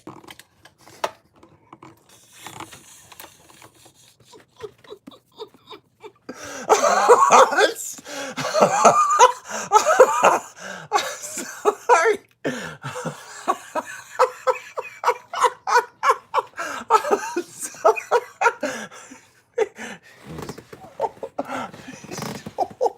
Maybe I'm one of the homophobics. No, I'm not. Spike Mike Slackers and Dykes. This was a good one. Oh, this was like a good one. This was about some of the feature films back then that were big that made it in the 90s. Here's Final Draft, screenwriting software. Here's Shot by Shot. Ugh. Shot by Shot. That was a good film directing book. This was like, there are many editions of it. I used to have more editions of it. Here's the Hollywood Creative Directory. That's how you contact all the agents and all the people that you want to, if you want to contact the famous people, you can contact them through their agents, or famous producers. You can, they have all these different books. This is how you contact everybody in Hollywood. But the main thing is just going out there and being around them in real life if you wanted to work in movies. And now it's YouTube. You can do it from anywhere. You can do it from the internet. But you can still go back and do the movies though from here. They had people that did it from the middle, from a smaller town. They had people that still did it, but it was just like you have to interact with people more, or talk to them on the phone. So,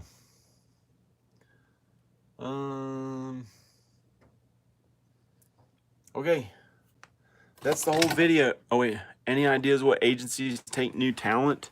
Yeah, I sent some stuff to Danny. I sent some stuff to Danny Elfman's representative.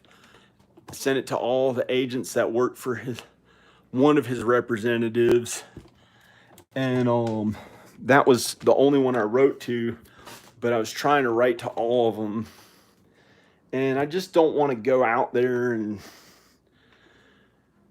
it's like I miss my family. And the other stuff is like I don't have the drive or ambition to really do it on a big level right now. I don't have the drive or ambition to do it on a huge level, but it's almost out of necessity. I just keep working at it. When I had my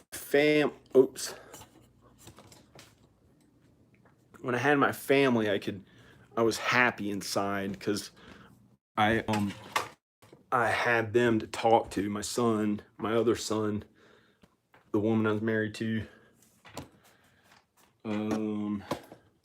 Made me feel happy to have them.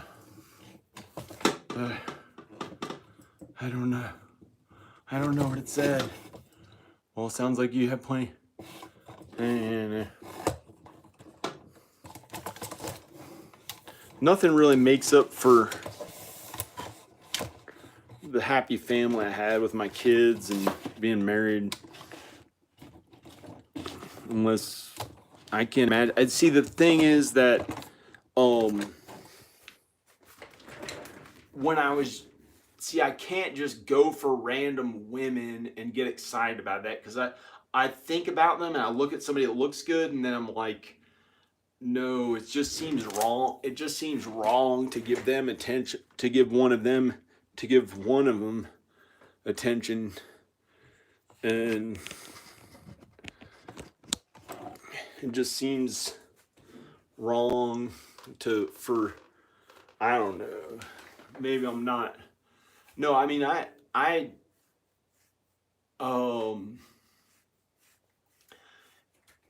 just don't go for a gopher. I don't get a gopher and try to get on it like I'm trying to. It's like I don't find a super amount of happiness in trying to like look really cool, and because I like miss them right now. But sometimes I can look really cool and stuff. It's just I don't feel like it right now. Sorry, I hope I didn't make it unpopular. It's like, what would I even do? Try to get with some young looking woman or young attractive or attractive woman, and I know they look good, but I just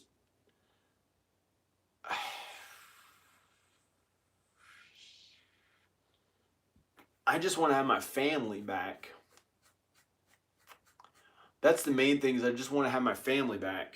I just want to have my family back. Now I feel like somebody's watching me, like a family, somebody in my family.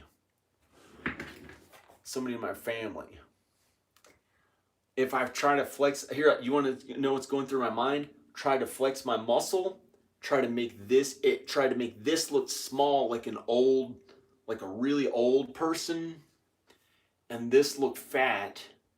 And then I tried to flex it again, tried to feel like it was doing a blood pressure test on me to hurt my circulation.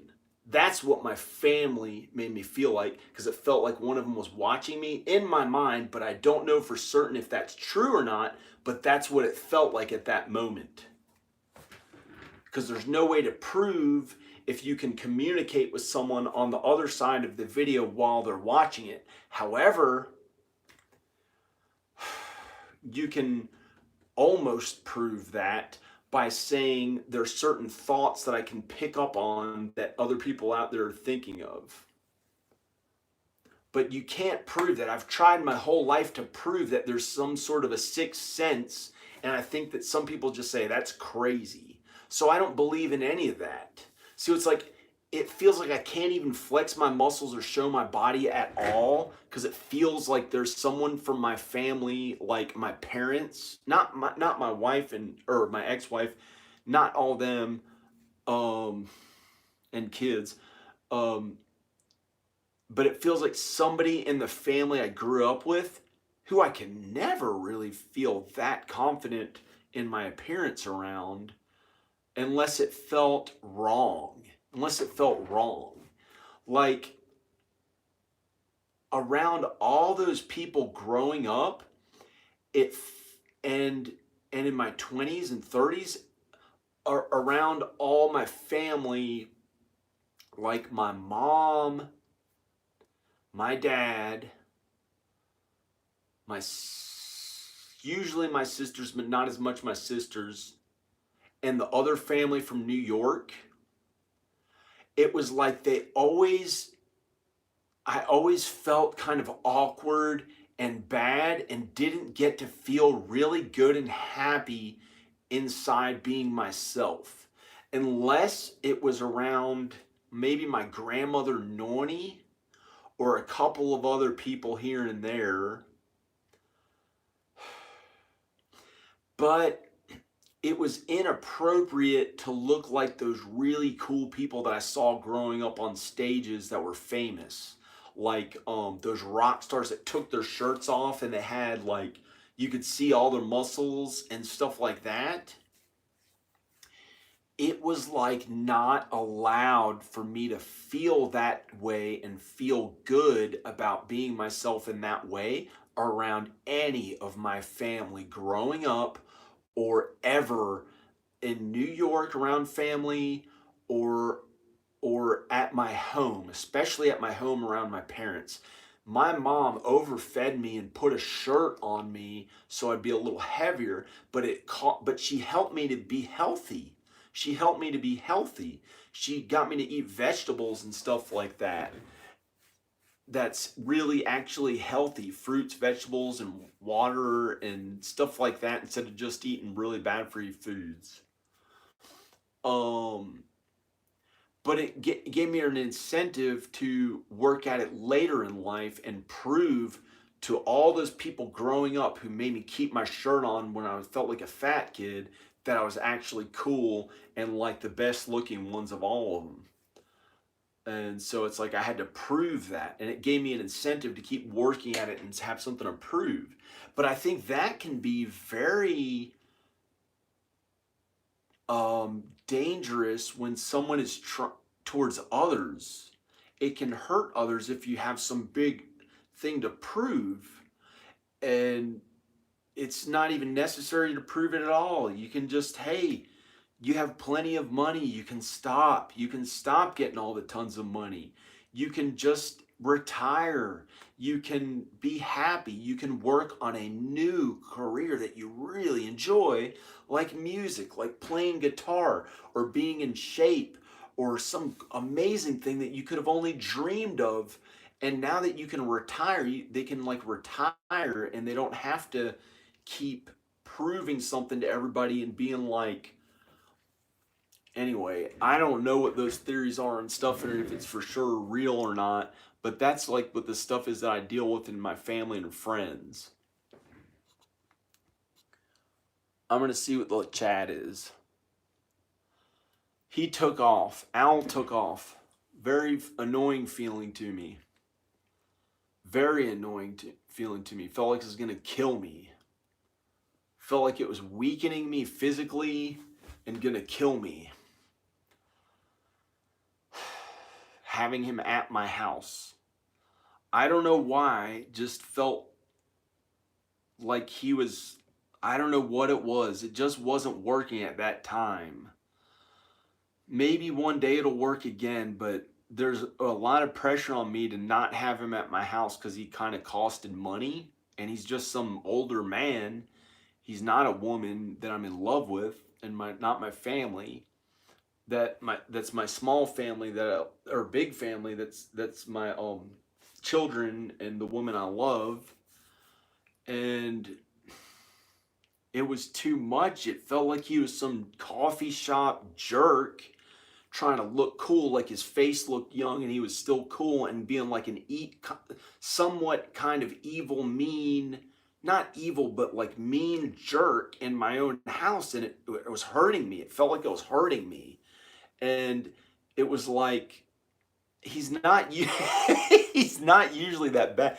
He has problems of his own and he has to survive, but not an evil jerk. He's one of the most kind people that I've ever met, who I've ever met.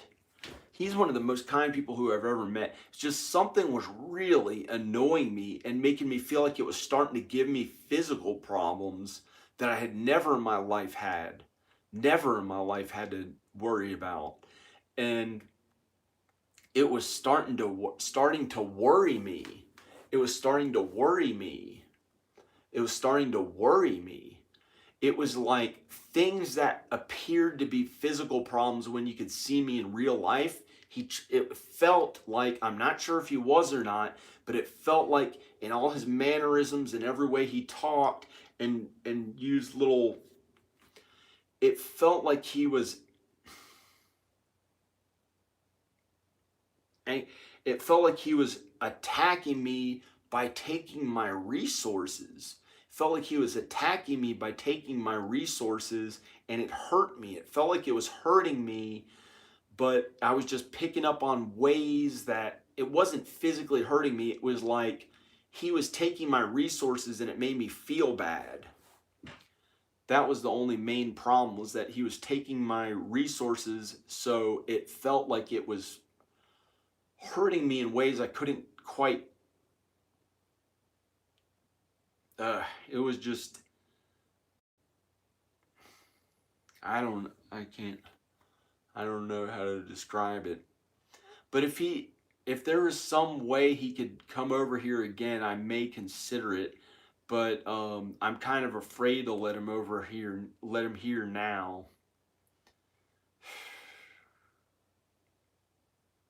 I think I might have to like step up to the plate and act like a jerk guy, like his boss, a little bit to his face.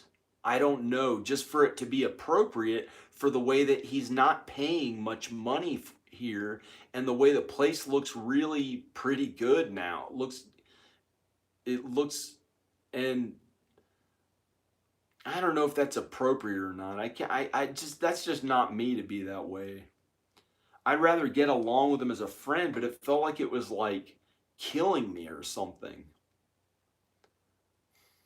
So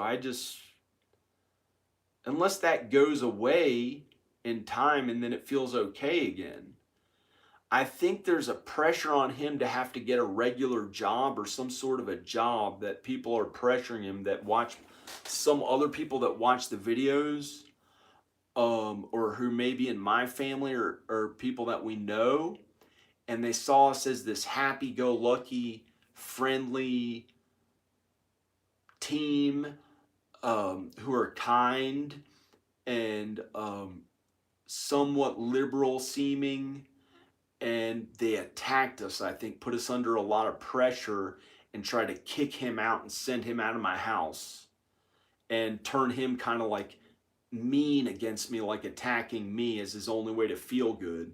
And this is just what I think. It's from something called power. That's an almost indescript thing that people have when they have more power than someone else. And I think some very powerful people pushed him out of my life and tried to turn us against one another and prove that we can't just be happy and nice and do whatever we feel. And I think it was maybe people that or influence, people who have influence, power and influence. I don't like that word influence. Um, Maybe I'll change later and like it. Or those types of people will force me to like it and force me to like power. When I never liked power, I thought it was stupid. I liked being a rock star. I can't. It's like I liked being. I wanted to be a rock star and stand up for my children and be a movie person. Really, I don't care about being a rock star anymore that much. I just want to be kind and happy and feel good and be around my children and family and just feel okay. I just want to feel okay. I just want to feel okay. I don't want somebody trying to push apart me and Al when we were getting along okay. But he just got like out of hand feeling. I think it's something he became like. I think he became kind of mean, but I don't know. It could have been just something that annoyed us then, but he's literally taking up 2,400 square feet of his stuff, storing at my house, and wasn't paying me any rent, and trying to take up the whole downstairs. And so that's why it felt like it was like hurting me in some way, that it wasn't giving me a physical pain or something, but it was like really incredibly annoying me. He had to just get out of there. He's taken up the whole outdoor building. It's an 1,800 square foot, or it's not even an outdoor, it's indoor. It doesn't get any rain inside. It's an open air building or whatever they call it, and it's an 1,800 square foot building for storage, or for I could put a green screen in there or all sorts of stuff. And he has all his stuff, hundreds of these bins filled up in there. And he was living here for free and filling up all these corners of the house with all his garbagey, some of it's good, but some of it's okay, just his stuff. A lot of it's, we got rid of all the garbage, but it's just looks different from, I don't know, it's just, I feel bad because I can't keep supporting him even though he's homeless and everything, but he can't just live here off my resources. It felt like it was killing me. Um I'm gonna go. I'm gonna stop filming the video. I'm tired of showing myself on video, and um um I didn't shave today. I took a shower, so I feel pretty good, but I didn't shave. And I'm just gonna go, okay, just try to be happy. I'm kind of tired of filming the whole video in the film books. Here's a film book, Shaking the Money Tree. You can um, uh, look up books on whatever you like, and obviously you know how to do it. You just do it. At some point, you have to do the thing that you like. You can't just keep reading on it and plan to do it. Like if you want to go on stage and play, whether or not you're ready, just get up on the stage and play whatever you can. Even if you say like you had no experience playing a guitar, if you went up on a stage and just went bang dang ding dang and did that, and did that a couple times and did something funny, you would have achieved the goal of going on stage, you would have achieved the goal and done it and actually done it. And if they videotaped it, it would be okay. And you actually really played a guitar on stage and did it in some way that some people thought it was fun and funny. And and you have to do it and get through that awkward phase. There's like an awkward phase where it feels like awkward, where you have to keep trying to do it. And then the more you work at it, all of a sudden it gets normal and really normal feeling, and not bad feeling. And then you're good at it and you can do it and it doesn't feel awkward and bad, and you get used to it just by working at it hard. So that's what I did with my movie stuff. I just read a bunch of it and I worked on it, and actually worked a lot at movie production and got paid some. But some people like having their own business and being their own boss. That's just how some people are. They like having their own business and being their own boss. They don't like somebody controlling the way they live too much. But I don't know, but that might be a little different, because you can, if you can learn how to work for other people and still stand up for yourself in nature and be okay, or just stand up for yourself and be kind and fit in somehow, and that all works, then that's some miracle. That's pretty good if you've learned those skills, like in schools and jobs. But in schools, I just didn't get it.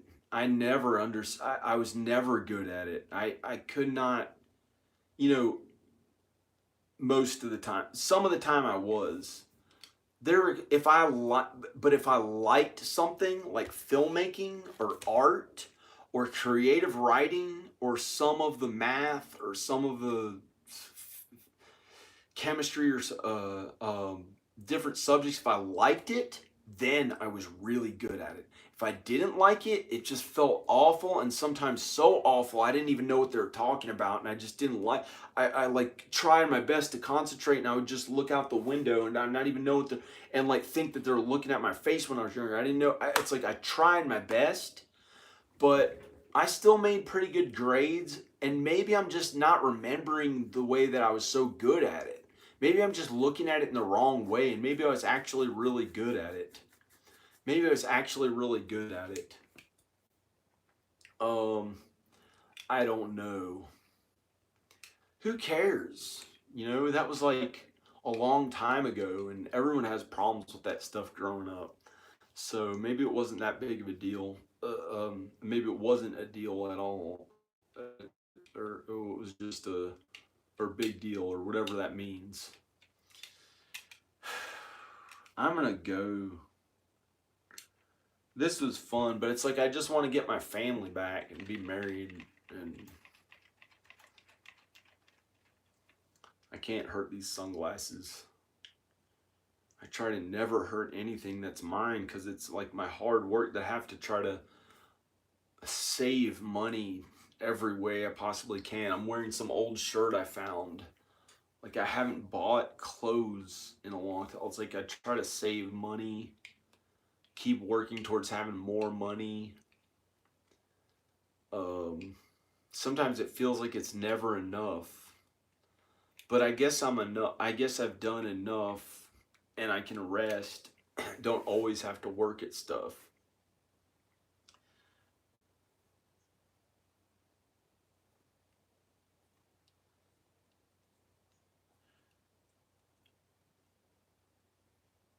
Okay. Well, I guess I'm gonna go. Unless I can't imagine. Unless I could play a guitar or something. Oh my gosh, a guitar of all things.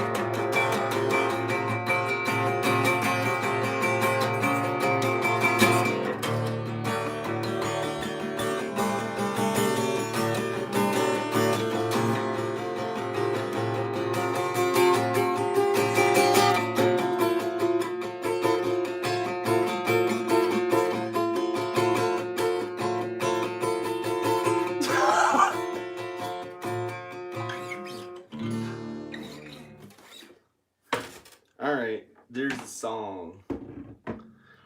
I was trying to do like a Tears for Fears homage right near the end of that. I was trying, but it was like so far over, and I was trying to like play like with my fingers like this.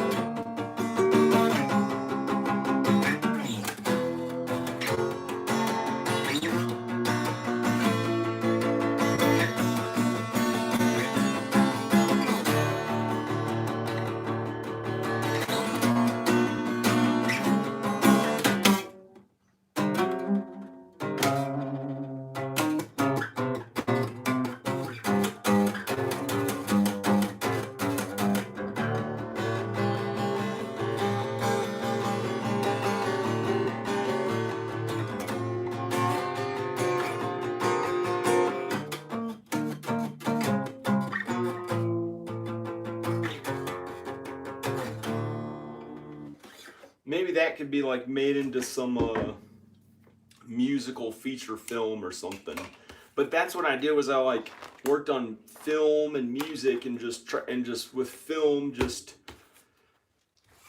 tried to raise funding or make the movies any way that I possibly could without hurting them. You don't want to say any way you can, because that implies that you're willing to hurt others. So I produced feature films as best as I could, and used whatever resources I could, even money I didn't have, and did it any way possible. And then I had to go through some like near death types of things and stuff just to make it happen, because I really wanted to do it. Okay, well, I guess I'm gonna go. Okay, bye. I'm gonna go. Maybe I can make that into a musical or something, right? That's the first I played the guitar since that last video, and I haven't even worked out that much. I've been plateaued at the same weight. But I guess you're supposed to look like a leading man for these movies or something.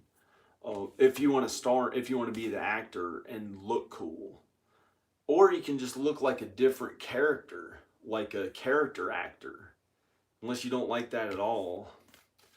But you can be behind the scenes and do the behind the scenes movie stuff, and that's where all the real work is of doing those movies, which, oh my gosh, you just have to make them really good. After studying as much as you can about it, then you go out there and learn by actually doing it. Or you can just go out there and learn by doing it. You don't have to read the books as much. But it helps learning the theory and learning from people and stuff. There's stuff that you can learn to actually be good at this stuff by doing it. And reading how to do it. You can learn a lot from reading. You can still learn a lot from reading. So here's these books. Okay, and there's more film books over there. Okay, bye. Just I gotta go. Bye. That's some film books. Okay, I'm happy I didn't shave. I did not have the energy to shave. Because um I was working a lot on the house. Like one day I worked 14 hours and could barely walk. I did another one of those days on the house, working on the house, which I had done a lot earlier this year. But I did it again like 2 days ago. Then yesterday, I just I talked to Appalachian Power about something, and that was a big stressful thing. I had to have them come to my house because I found something when I was here, and I had to have them look at something, and that was yesterday. And then like I did 3 or 4 videos yesterday just to take it easy because just talking to Appalachian Power was a big stressful thing for me, and um, um, that's how a lot of my life was, feeling awkward like that, and not looking my best and stuff. That's pretty much how most of growing up felt, and most of being around family and friends. And unless I was like here and there, I got to be cool and stuff. I mean, I would like make fun. I would like act cool and fit in and feel good and stuff. But but okay, I gotta go. I didn't try to like. I wasn't that mean growing up at all. I was pretty nice, and I'm pretty nice now again. I was mean like a month or two ago. I even ended up making a song called Lucifer. I made a song called Lucifer. Okay, Lucifer, whatever it was. I'm just gonna turn it off. Okay, okay. There is. I was gonna. Okay, bye. Click like in the video if you want to. If you want to stick a dildo up my ass by hitting the hitting the thing in Jackass like they actually did in a big budget movie. They hit the hammer of test of strength, and they had somebody standing at the top of it, sitting at the top of it with their pants pulled down, and a dildo attached to the thing going up, and it like hit him in the butt really hard. And it was like funny. It was supposed to be, but it was actually funny. It didn't go in their butt. It was like I shouldn't say that, or if any children are watching, it didn't.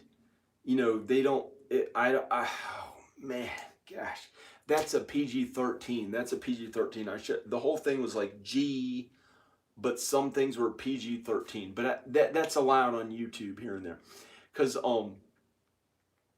it was just some funny thing that they showed. It was like this funny looking thing, and it like went up and hit him in the side of the butt of a naked butt, and it looked funny. But thank goodness it didn't like. It was gross. I mean, it didn't do anything gross. I can't imagine them do some of that stuff with their butts and stuff, with the fireworks in somebody's butt, like sending off a firework and somebody. I can't imagine. I think I tried to do, or somebody I knew tried to do that, and it just felt like there was like feces, like gross, like really gross, and like they had to take a shower after that, and it was just so gross. It was like they had never stuck anything in their butt before, but tried to stick a firework. But it was like trying to be funny, like as a joke, like, and you just don't do. It's like, it's not good to stick fireworks near a backside or do those things that the jackass people do, because they're stunt people and they just get paid for it and to do the stunts. I can't imagine how they do, but how they do these big things. But they're about to do a Jackass 4, and some of them are very conservative in the way they act, but some of them are not. But they don't follow the law perfectly, but I don't think they do that horrible stuff. Like, they don't hurt human beings. They don't hurt others. That's why I thought that stuff was funny. They do funny things, and they're so weird and different, but they don't do anything that would like hurt others that I know of. They may get hurt doing the stunts, and some of them, they may be some mean people. I don't know what they're like in real life. So I wouldn't try to aspire to necessarily be like them. But I used to like that stuff and think it was funny. But some of them are somewhat frightening. There's one or two of them that I don't know what they believe in, and it's hard to tell what they believe in. They don't say, but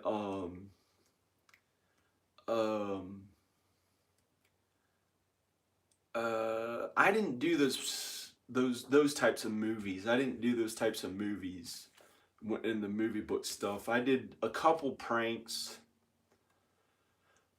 a long time ago, a few pranks, and I'm staying away from the pranks. Just the pranks, or I just don't do those that much. But maybe the other stuff is all just normal and okay, and I guess the other stuff is okay. The regular filmmaking stuff, right? Yeah. Okay. Okay, I'm gonna go. Bye. If you want, you can click like the video or subscribe if you didn't subscribe already, or check out videos, or have a good night. I think this is a Saturday night. Yeah, it's a Saturday night. Oh man. I guess I'm gonna go. Okay, bye. Bye. Wait,